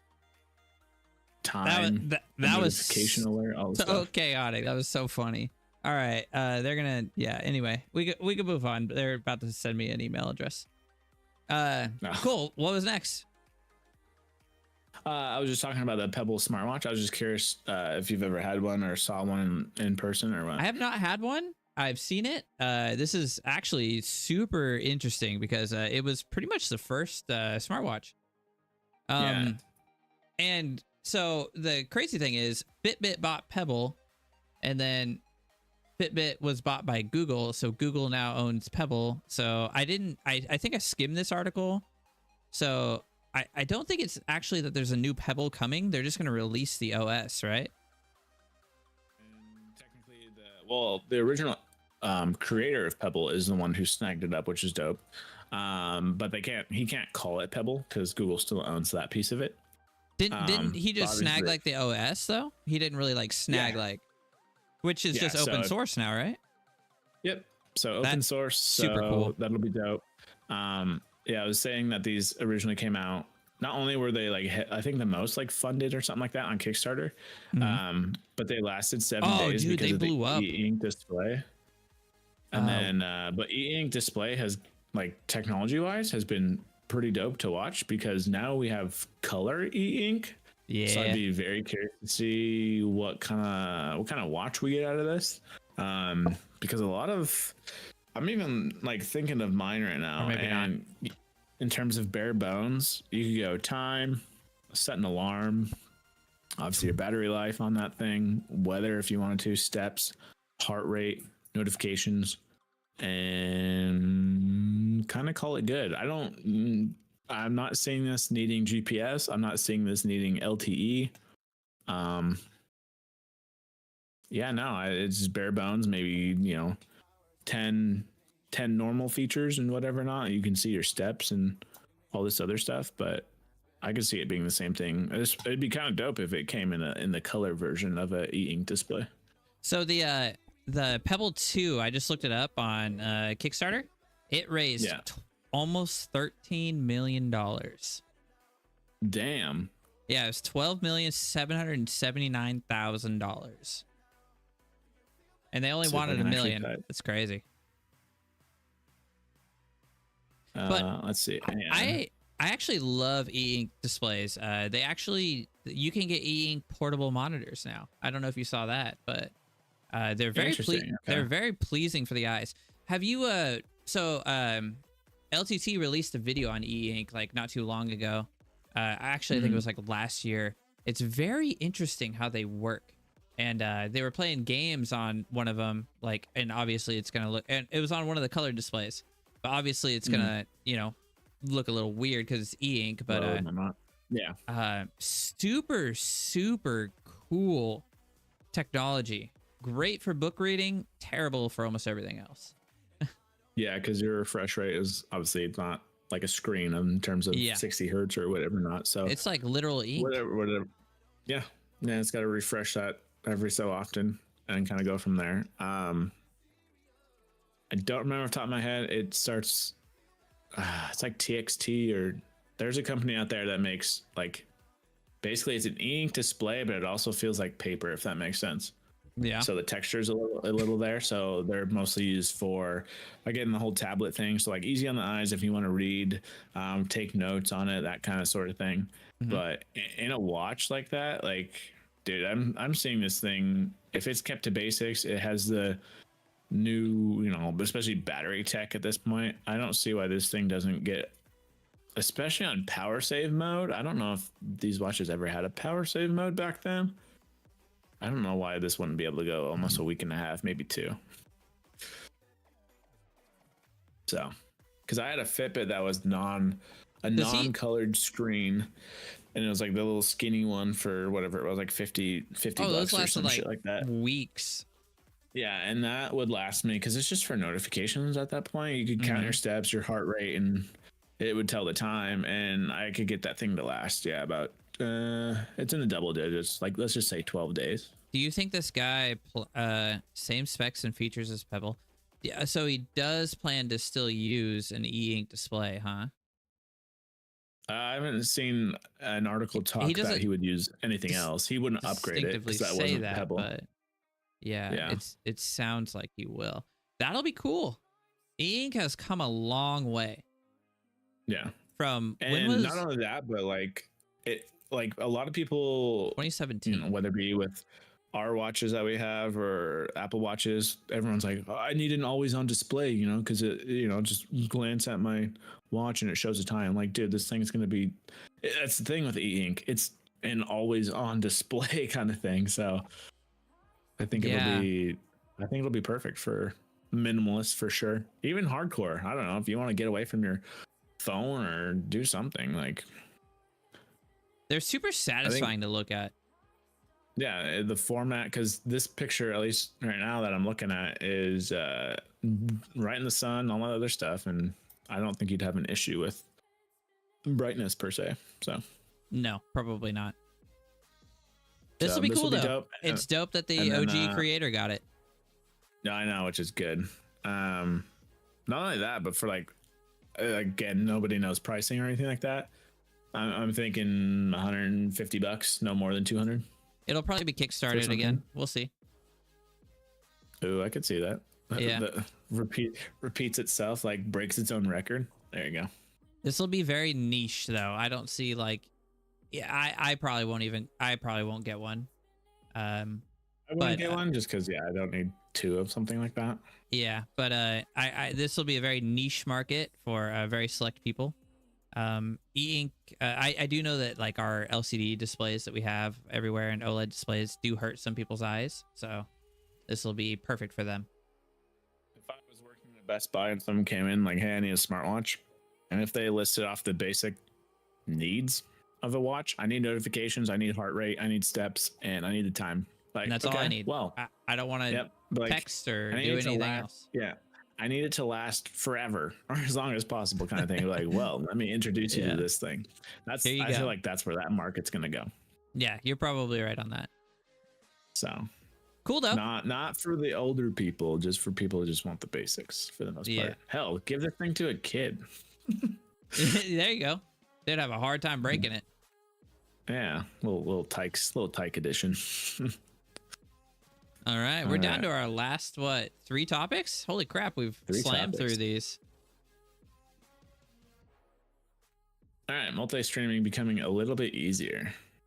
Dude, and I will say I do have experience with this that I'm going to be talking about, just because I did try it today. And I'm just going to say this right off the bat. It did, I think, release 1.0 edition today. Do not download it just yet. Really? Yeah. So does this cost money? I was trying to look that No, up. it's free. Okay, it's free. It is free. Oh wait, it literally So- says right there, 100% free. Oh my god. No, 99.9% free. Just kidding. So I did test it out today, earlier before, like mid-afternoon, before stream, all that stuff. Just because I wanted to see how it works. Because the big kicker with this one is that Combined chat. you can get combined chat, which I think is the biggest feature of multi-streaming in general. Obviously you can add sources, which we've been able to add different sources for a while now to OBS. But yeah, the biggest feature is definitely, at least for like me, probably multiple people, is that streaming chat. So Yeah, that's cool. oh good god. They're showing it in the video right here. What? Freaking kickbots over here. Oh yeah, I've banned 4 of them so far. Nice, gotta love it. Yeah. But yeah, multi-streaming chat. And I tried it out. The only thing is, it does say multi-streaming chat is read. Well, it says ready only mode, which they need to fix that picture because it's technically read only mode. So you can't type back or anything like that just yet. It seems like they are on top of it though, in their Discord or anything like that, in terms of features being added. Another thing that is a gripe, and whether it be with streamers or content creators or whatever, not, you cannot control you can't control your bitrate for that. You can't even select. So what I'm using now is a device called Atom, which is that again is free for multi-streaming. Not sponsored, just FYI. But you can at least select on that. You can just do a toggle and it says same as like OBS. Just do the same encoding as what I have on like my main stream on, and just go off that. That way it's not doing different sources or anything like that, which is nice. But it doesn't have its own chat. But yeah, it was super laggy today. Since you tried it, is it like a whole new OBS, or is it something that just inserts into our current OBS? It puts its own kind of skin on OBS, if that makes sense. But the nice thing I will say, it's not like a fresh install of OBS. It's just like no. re-skinning the current OBS that you use. Correct. Okay. Yes. And it's not as bad as like a Streamlabs, if that makes sense. Yeah, Streamlabs. I just looked it up actually, because I couldn't remember if it was Stream Elements or Streamlabs that stole OBS, but it was Streamlabs. Yep. Yeah, which is LG. God damn you, LG. Yeah. But multi-chat was the best feature, and then the second best one, which was kind of dope, was that you would hit start stream and it populates all your multi-streams that you're going to go to, and you can edit the titles within OBS, which was dope. Okay, that's cool. Because currently I use I don't know what you use, but I use the multiple output that that I installed a while back now, and I have to individually go and update my Kick and Twitch titles. Same with even this Atom multi-stream thing. So it's the only one that I'm aware of. This Stream Elements one is the only one I'm aware of. Yeah, where you can't change like thumbnails or anything like that on YouTube. You can at least change the title, the category, all that stuff, and then hit like start on this thing. The biggest thing I'm kind of excited for, it's nice when stuff like this does come out, because if something I'm using right now, I don't know, works at least 80% or more of what I want to do, I'm assuming that those features are then going to trickle into this program I'm already using, which will be dope. Probably. And if not, I'm sure more plugins will be made for OBS that will do essentially the same thing. Correct. Yeah, because you almost want it kind of under one roof, or at least one program per se, because I do have currently going, was it StreamerBot, and that does its own multi-chat, and it seems to be these last two streams that we've done, it seems to work pretty well because I do have it set to Twitch and YouTube. It doesn't do Kick, which is interesting, but still. Well, Kick's kind of like fucking scuffed, man. Oh yeah. Kick is its own little window right now, but like it is nice because you can see. The biggest thing I wanted for multi-chat was not having two separate windows for YouTube horizontal versus vertical. Yeah, yeah. And it makes sense. It has the icon of who's talking where and all this. So what does stuff, it look like for YouTube Shorts streams? What's the icon look like? I don't know with the Stream Elements one. The way you can tell when you're setting it up, it'll have an icon within OBS. It'll either have like a monitor, so that basically means you're streaming.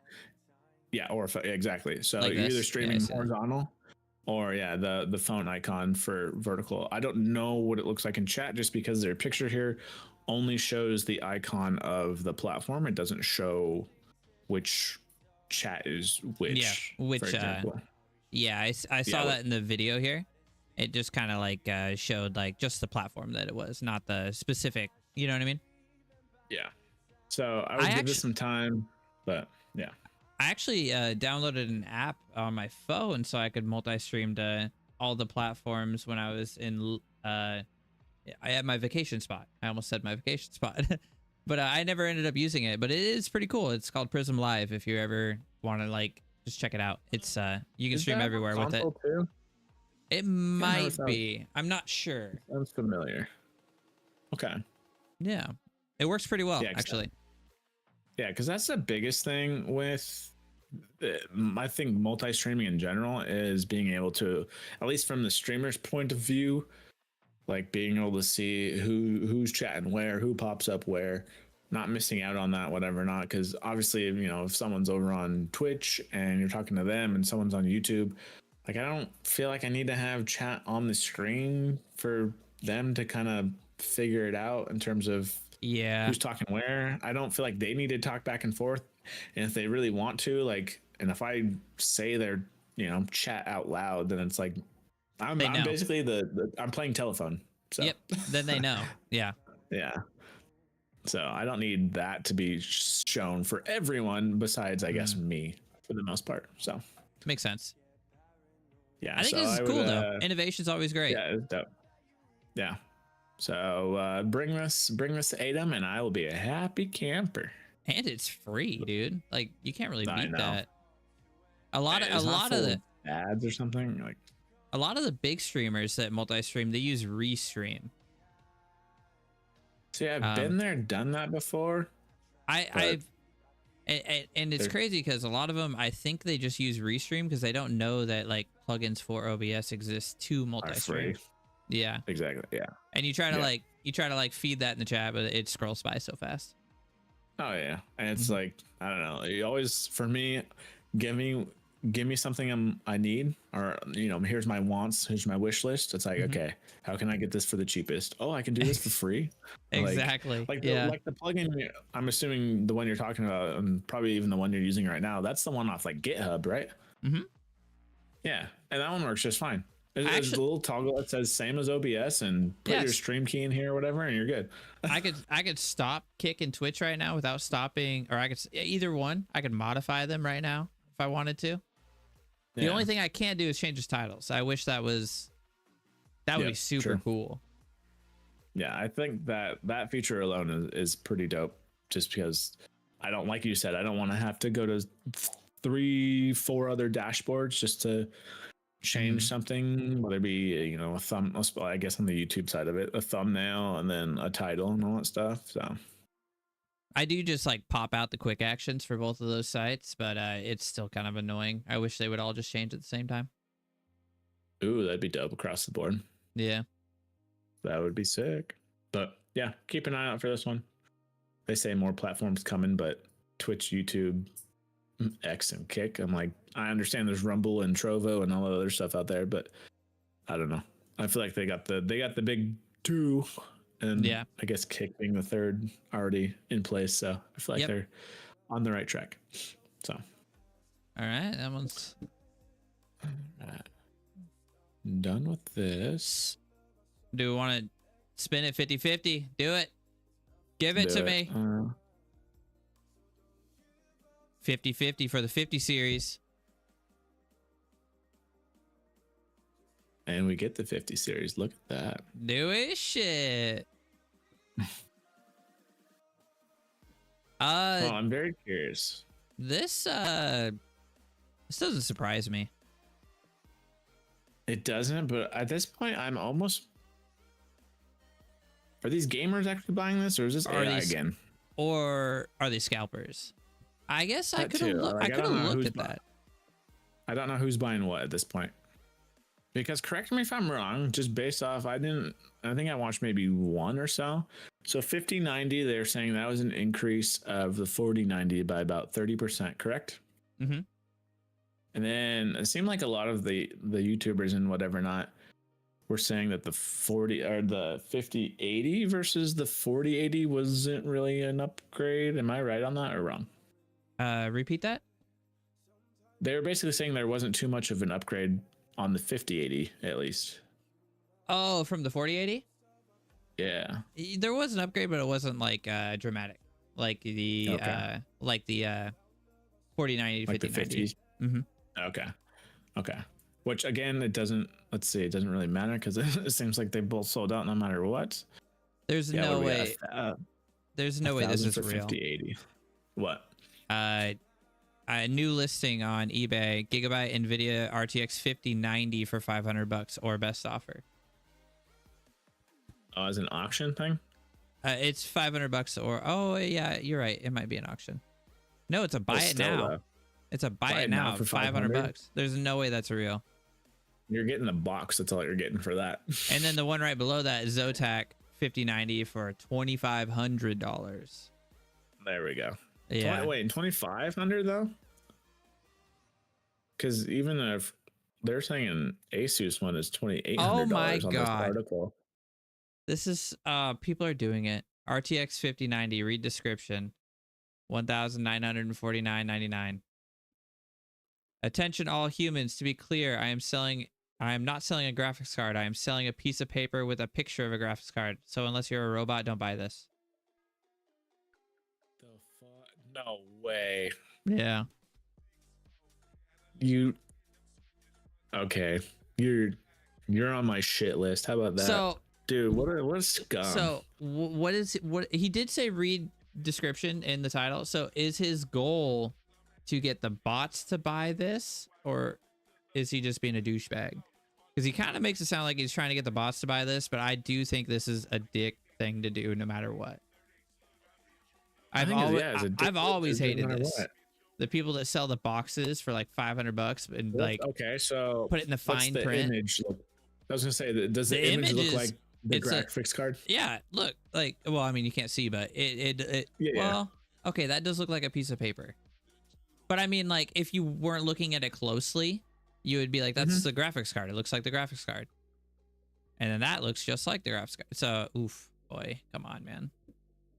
Come on, man. Oh, Jesus. And he put it in the description, too, but like, oh, I'm not returning your money because I put it in the description saying it's a piece of paper. You can't be mad at me. That's your fault. Yeah, like, this one says read, too. Human buyers, please read before purchasing. Bots, this listing is for you. You're oh man, there's a lot of people on eBay selling printed pieces of paper right now. Oh man. Anyway, does that actually combat the bots though? I don't know if that would. I feel like that just screws real people over more than it screws the bots. Well, either way, I don't feel like they're gonna feel any shame if someone real buys it. Oh, this is what I want to see. I want to see sold items to see if any of these are actually selling. The bot or the pieces of paper. Papers. Oh, bro, 5090s are selling so high, bro. $7,000. Dude, $10,000. Holy fuck. What are you using it for? I don't know. Is this AI? Topic. So I don't know. That's interesting because they make graphics cards specifically for AI now. Well, I guess is data okay? So in a weird way, is data mining? It's still a thing, but is it still that big? Because do they still use these for data mining? Fuck, man, they do. But it was supposed to like get worse, like mining with graphics cards. I don't know. I never really looked further into it to figure out if it actually did get worse, because it was supposed to transition from needing GPU power to more of like memory power, so like RAM and SSDs. But I don't know if it ever did. Interesting. Yeah, I don't know. Well, especially for Nvidia, why would you switch? If they're gonna buy them, they're gonna buy them. Well, that was like the blockchain itself was transitioning to a different kind of gotcha. like mining material that GPUs it didn't really have a big play in. Okay. I'm not a miner, so I you know, I didn't really. I remember that was like the saving grace for gamers when the it wasn't 30 series was releasing. It was all fucked up. Yeah. And LTT made a video on it that I had watched. I'm not surprised that they're selling out. I'm not either, but at least is that that's MSRP at least. But then again, my biggest problem is the eBay ones, like you said, $7,000 or some shit like that. That's wild. And these are sold listings too. So I'd be very curious to know if it probably would still have happened, is my guess. But I'm curious if people bought these in fear of them being more expensive because of tariffs. Oh, yeah, maybe. Having that have a play on it, and which I've seen some articles talking about, you know, like, oh, if tariffs do happen, whatever, not like whether it be cell phones or GPUs or, you know, gaming consoles, PCs, whatever. It's like, all right, if you want it, almost using a fear tactic, like buy it now. And you need this now, FOMO. Yeah. And the hard part about that is though, is these tariffs get slapped on, your price goes up, and people, oh God. Especially, let's just say it, the Switch 2. For some reason, if that goes up or whatever, not, you know, Nintendo gets a $500 console. They get that taste of getting $500 for a console instead of, you know, $350, because people are willing to pay for it. Do companies, you know, I'm assuming companies are just going to keep it at that price, even with a tariff or not in the future, because they're like, oh, people are willing to pay for it then. Why not now? Until we vote with our wallets or something, but still. Yep. I think they would I think they would keep it the same price too. Yeah. Because we're caving already. Why? Yeah. Who's to say we won't cave a little bit more? Yeah. So, bro.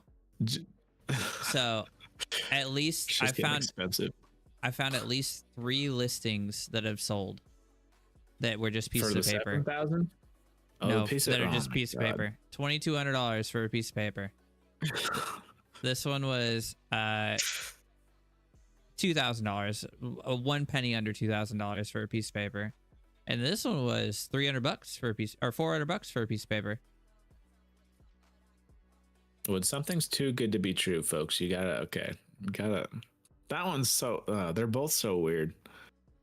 That's crazy. I feel bad if those are real people. And not bots. Like, I'm gonna, well, not only that, but like, especially if it's like right now, I'd be like, oh, my boyfriend wanted the newest GPU. I'm gonna be such a good, I'm gonna be such a good girlfriend or whatever, not because I got him this, and then, babe, here's your piece of paper. How does this work, bro? Like, so like, let's say you bought this and you were like super excited, and you truly didn't know that it was just gonna be a piece of paper, and in mail you got a piece of paper. Will eBay refund you? Because it clearly says in the description, if it clearly states that it's a piece of paper. I don't think they would. I don't think they would either. I don't think they have to either. I don't think they'd have to. No. If the item describes itself as what it is and you happen to buy it, then you bought it for what it is. It's crazy because this one sold as well for $1,950, and the first part of the description is the NVIDIA RTX 5090 is the most powerful GPU ever made, bringing the blah blah blah blah, NVIDIA Blackwell architecture, and equipped with 32 gigs, blah blah blah blah. And then below that, like a fucking, it says disclaimer: do not buy. This is a piece of paper. You will get an A4 size picture of an RTX 5090. Good God. I know. All People that suck. effort. People suck, bro. Yeah. People, that's why it's not hard to kill someone with kindness, because I feel like it's almost so rare nowadays. Yeah. Little diamond in the rough kind of action to actually be a fucking decent person. Yeah, a good guy. I remember when It's this was like, come happening on, dude. at the launch of almost all of the consoles, actually, and the Nintendo Switch and the PlayStation 5. Yeah, I remember. I want to say it was actually the first Xbox. I remember this being a thing where people were selling. Hence, that's why I was like, "Oh, it's The maybe box, just the box right? of the graphics card." Yeah, because it was just Yeah. the box of the Xbox. So it's like, Mhm. you scumbag, dude. Yep. Yep. Just grind my gears. I'm like, you are scum of the earth. Terrible. So someone's just trying to have a good Christmas or whatever, not, and lo and behold, they just get a cardboard box. Yeah, I'm like, God because damn it. you know there are like people that are less technologically advanced than us that don't see read description. They just see like a 5090 and they good price and they get and they fucking buy it. Yeah, dude, people were, hence the Wii U. People were Yep. already confused on the Wii U, and that was just a name.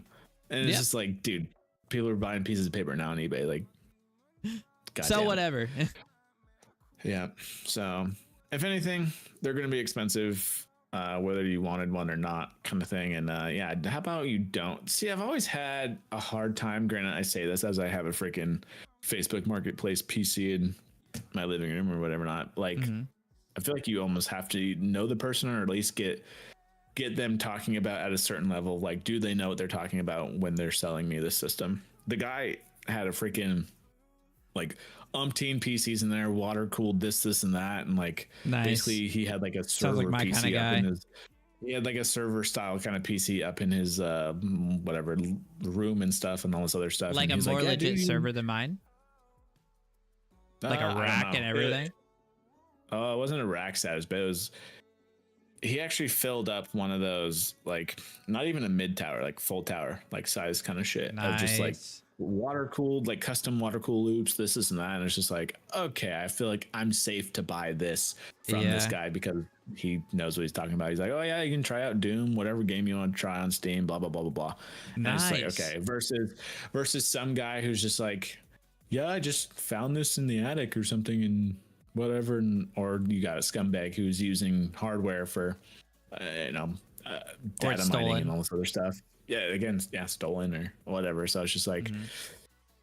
unless it's at a Best Buy or first party or someone you can trust, eBay would be rough unless they got good reviews or something like that, or a good return policy. How about that? So I've never actually bought a used graphics card. They've always been new. Actually, all of my PC parts have been new for mine and my wife's PC. yeah, I'd say unless mine have come from either someone that knows someone else, or again, you end up talking to someone for a while and Mhm. trust them that way, kind of shit. Yeah. But it would be very rough. No communication, no nothing. Just be like, well, this. Okay, so speaking of that, I don't know if you're still on it. What's the review for this person on eBay selling these pieces of Oh. paper? I already closed it. I was done that's looking fine. at it. There's multiple though, My- dude. I found like 7 listings of selling paper. My biggest thing is I'm just saying, if someone runs into this stuff, dude, I would hit them with I don't know if you have to buy something to review it per se, but like I would hit them with that 1 star. Yeah. Like, I Yeah, don't or- know. I so like on Steam, I know you have to be like is it Steam that you have to like be verified played to even review yeah, you have a to play game? it for so long. I think you have to play it for 2 hours, 30. I don't know what it is. You have to play it for some time though. Yeah. Let me take a look real quick. That way I'm you actually can, that way you curious. can't that way you can't spam it RTX. and just review bomb or whatever not. But yeah, I think that I would- feel like even if they would get mad and be like, oh yeah, bro, I have it in the description, it's for, it's a piece of paper, I tell them what it is. Like, yeah, at the very bottom of it in a fine print kind of fashion. I'm like, dude, Mhm. no. After like describing what a 5090 is. Yeah, like, come on, man. And don't get me wrong, like, yeah, we can pick that out, but again, So- we're trying to think of the normies here. So the one that sold for $400, the guy has an 87.5% positive review, 24 Yeah. reviews. The one that sold for, oh my god, this is crazy actually. The one that sold for $2,000, the guy has 100% positive reviews, but none of them are like, there's no feedback. So okay, so he's talking that about could be- bots. Watch him Yeah, botting his own account. Like, yeah, that definitely could be bots of his own account. good God. Mm-hmm. People suck, bro. People suck. Yeah. I'm That's over why it. like I just give shit away. It's- Yeah, I'm over it. Like, oh, Yeah. you need something? Here, like, I'll give you the good old freaking homie discount. That's the discount. yeah, I'm about to give yeah. Jensen a 3D printer. So like, There you go. Bam, bam. I have nothing to do with it. Bam. See, that's what's up. That is what's up. All right. Our very final topic of the night, folks, unless we get into obviously some tech tangents here later, is Hogwarts Legacy official PC modding update, which is fantastic for this developer to do. We were talking about him last week on the stream. And yeah, here, I'll just click play and kind of shut up just a little bit, but it does look dope. Let's click play at the same time. Ready? Yeah, 3, 2, 2, 1. 1.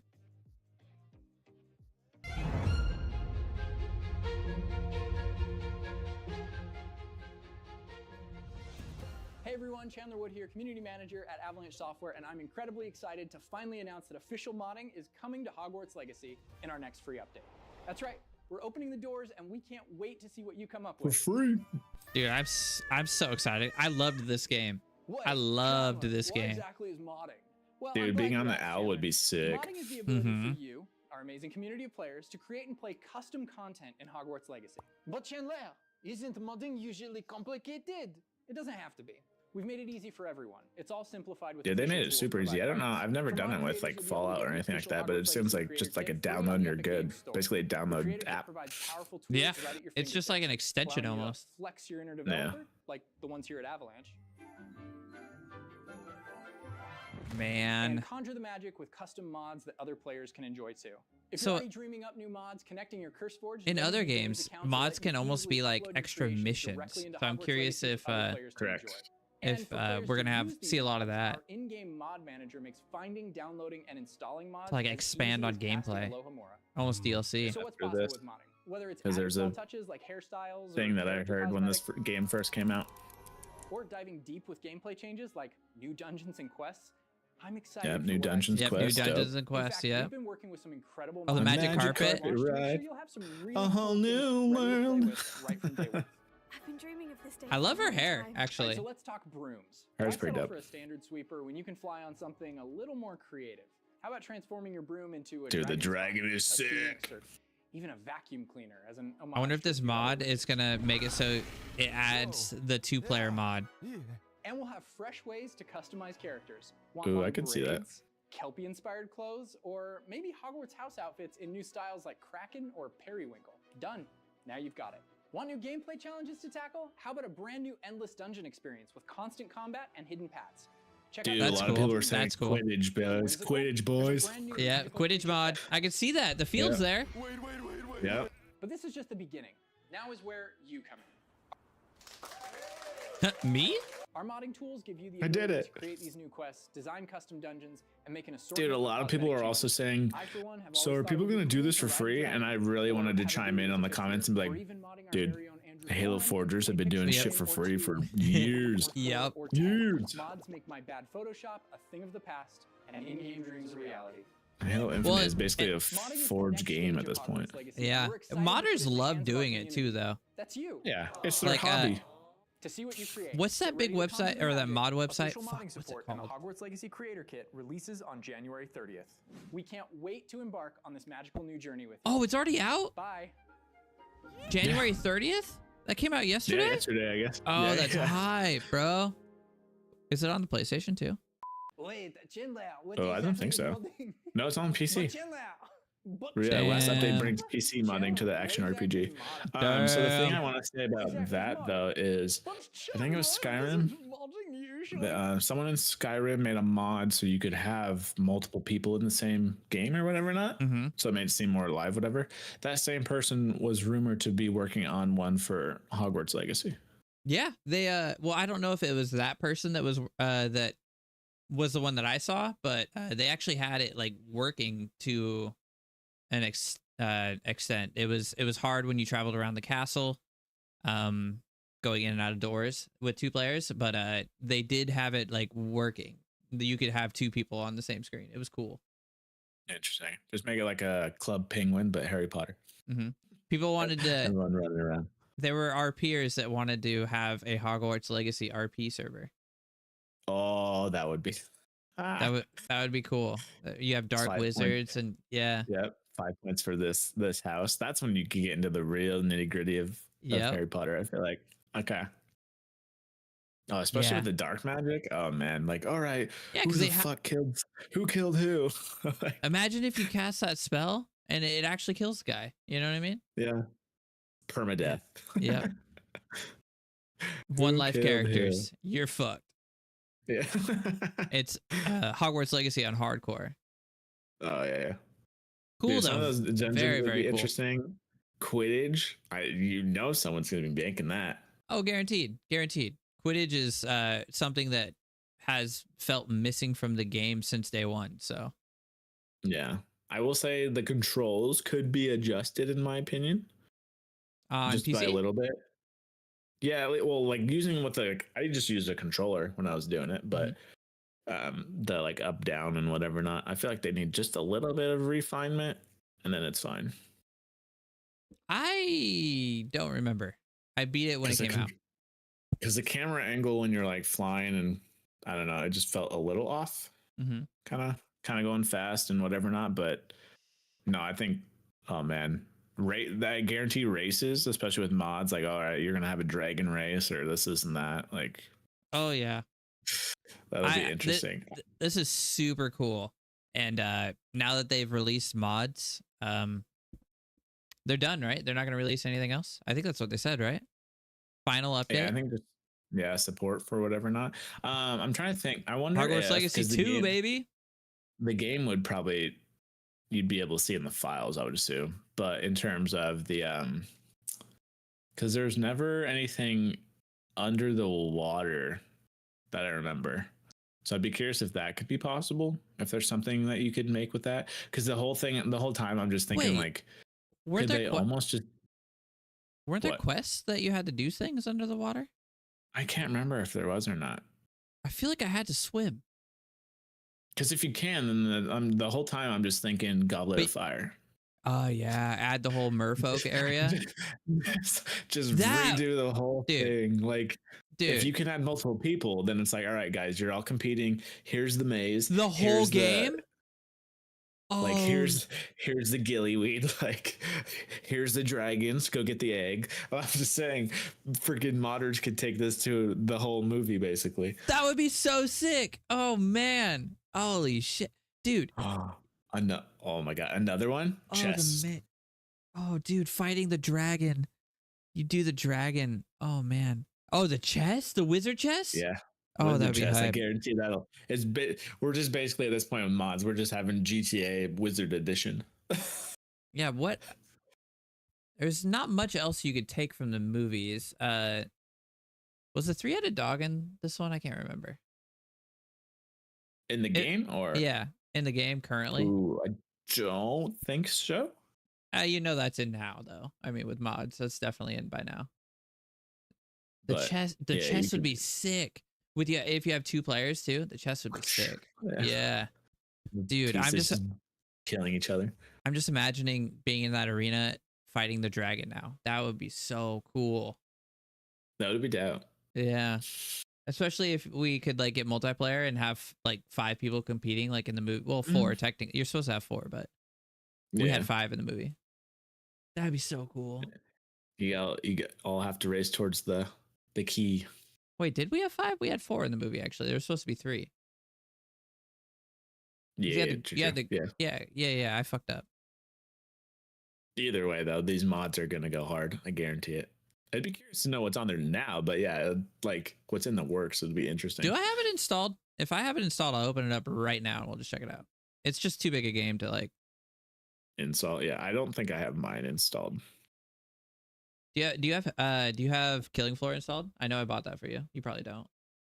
Let me see if it installed or not. Uh Library. I don't have it installed. Damn, that's unfortunate. I will install it. Maybe I'll check this out tomorrow. Maybe if I have a minute, I'll do check this not. out tomorrow. Yeah, how big is it? 71. That's not too bad. It's- Okay. Yeah, I have a lot of drives in this fucking PC, man. Is that with glasses and everything? Oh god, I gotta look at this. Am I stuttering now? Because it's like using so much bandwidth to download. I'm gonna pause this download actually.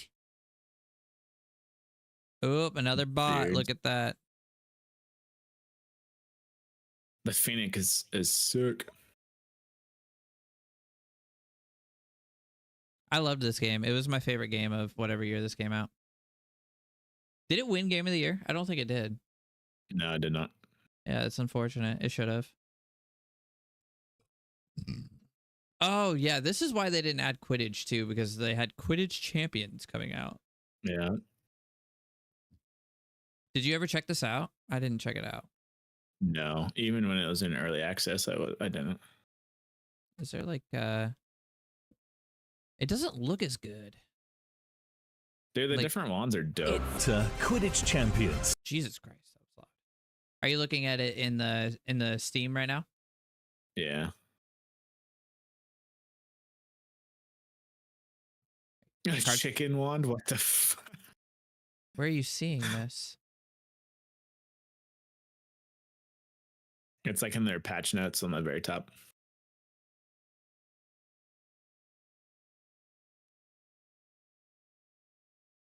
Sick. Legacy. Dope. Cool, cool, cool. Yeah. Oh, I see it now. Do's and don'ts. Don't use. Okay. So nothing like crazy. Just saying while you're creating stuff, don't do this, don't do that. Mm-hmm.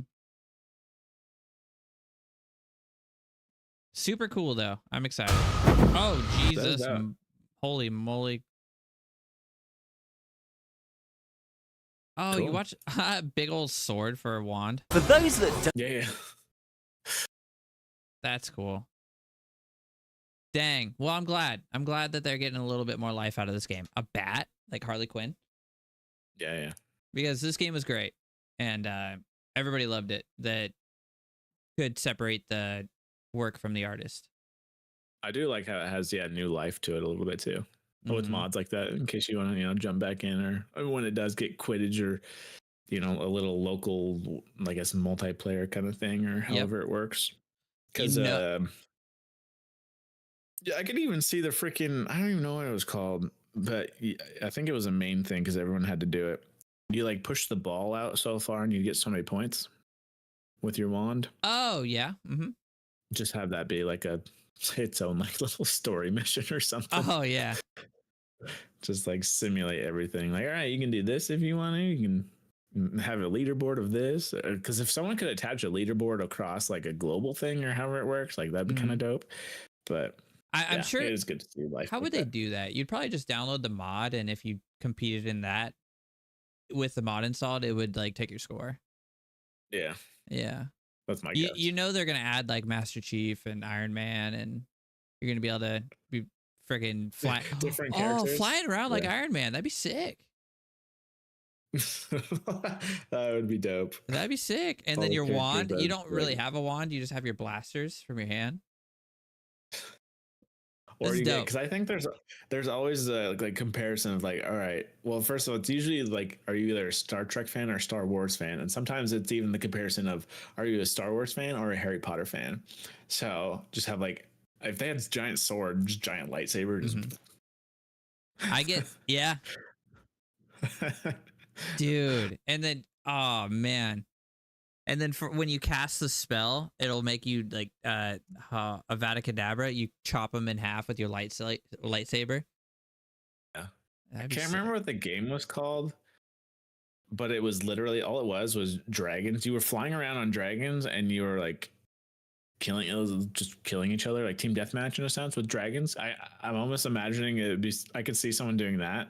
Or again, if you get multiple people in this thing, like you can have like 3-on-3 dragon battles in the air or whatever it is. Like That'd be sick. Any sort of battles, you know, flying yeah, around on your it'd broom, even get wild. Yeah. spell targeting would be so hard. Oh my god. Oh yeah. Yeah, it'll be dope though. I'm excited. This will make me play the game again. I always got so whenever I get asked about like Harry Potter versus something else, it's always Harry Potter versus Lord of the Rings for me. Those are, well, everything's, I guess, two completely different universes, but Yeah, I think magic versus yeah, well, I guess there's magic in both, but still, yeah. it's not used like, I feel like only one person uses I think it's magic just per because they se. came out at more similar times. Yeah, I think that's the only thing that Interesting. really correlates. yeah, I was like, I like them both. Shit. yeah. Why do you only have to tribalize one? Shadows of Mordor was a great game. Oh, that was fantastic. Yep, and the That- Nemesis system died in it. Yeah, so stupid. Dude, So that stupid. dude, imagine the Nemesis system in a game like Halo Infinite. Oh my god, that would have been Halo sick. Infinite, Legacy, like Legacy would have WB been have sick anything- too. WB have anything to do with this game? I can't remember. I think they did. Wait, they did. Did they not? That's what I'm saying. How would they put? How would they put it in here though? How would they? What? Yeah, What would you? publisher, Warner What would you Bros. die Games. to make it level up? The You know what I trolls mean? and stuff out in the, Oh out yeah, in the world. yeah, that is true. Yeah. Actually, there are a bunch of trolls around. Yeah, so just stuff like that, the open world stuff. I guess you could do it to the main story bosses if you really wanted to, but I feel like the open world stuff you could tweak. But still, goddamn. Warner Bros. actually- Screwed up on that one. Yeah, I actually love the Nemesis system too. It is so cool. I just wish it could be in other games. It was dope. It got me pissed off quite a bit. Oh yeah, but I- it being I was like, "You son dude, of a bitch!" Just instantly just went after to go kill that same dude. the next Batman game, they should put the Nemesis system in if they make another one. That would be sick. Rocksteady would have to make that correct. Yeah, Yeah. they need a win. How about that? They need a they win. really need a win.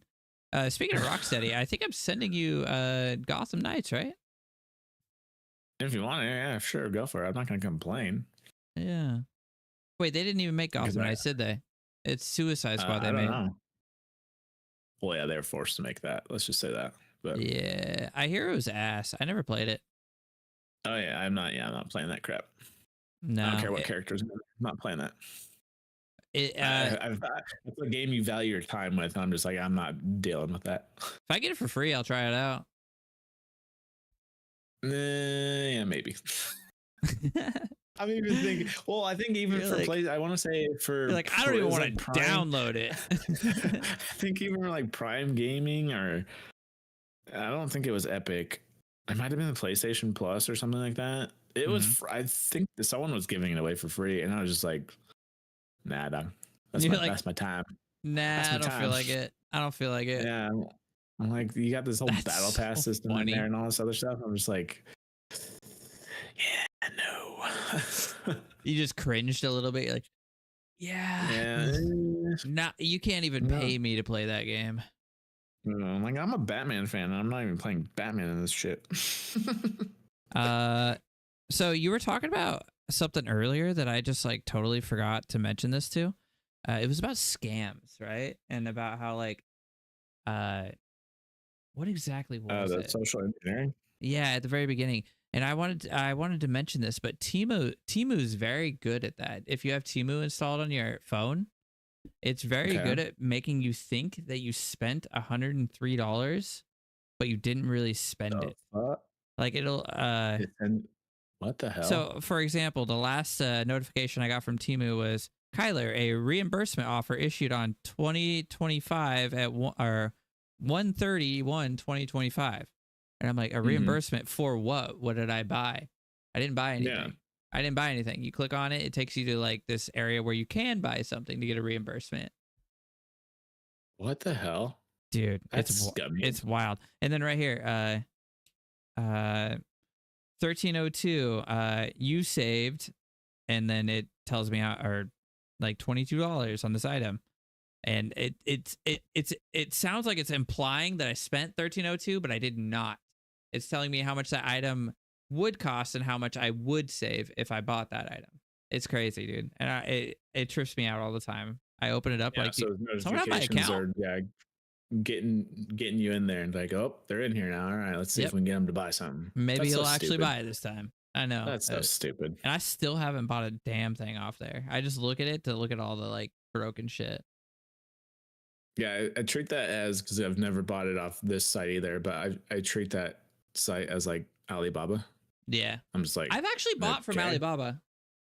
I'm not saying you can't get stuff like what you actually look at in a sense, but I'm just like, you gotta be careful.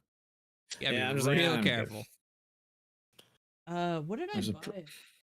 I actually bought some moisture sensors for work off there for like a really good deal too, and they work like awesome. But I got lucky.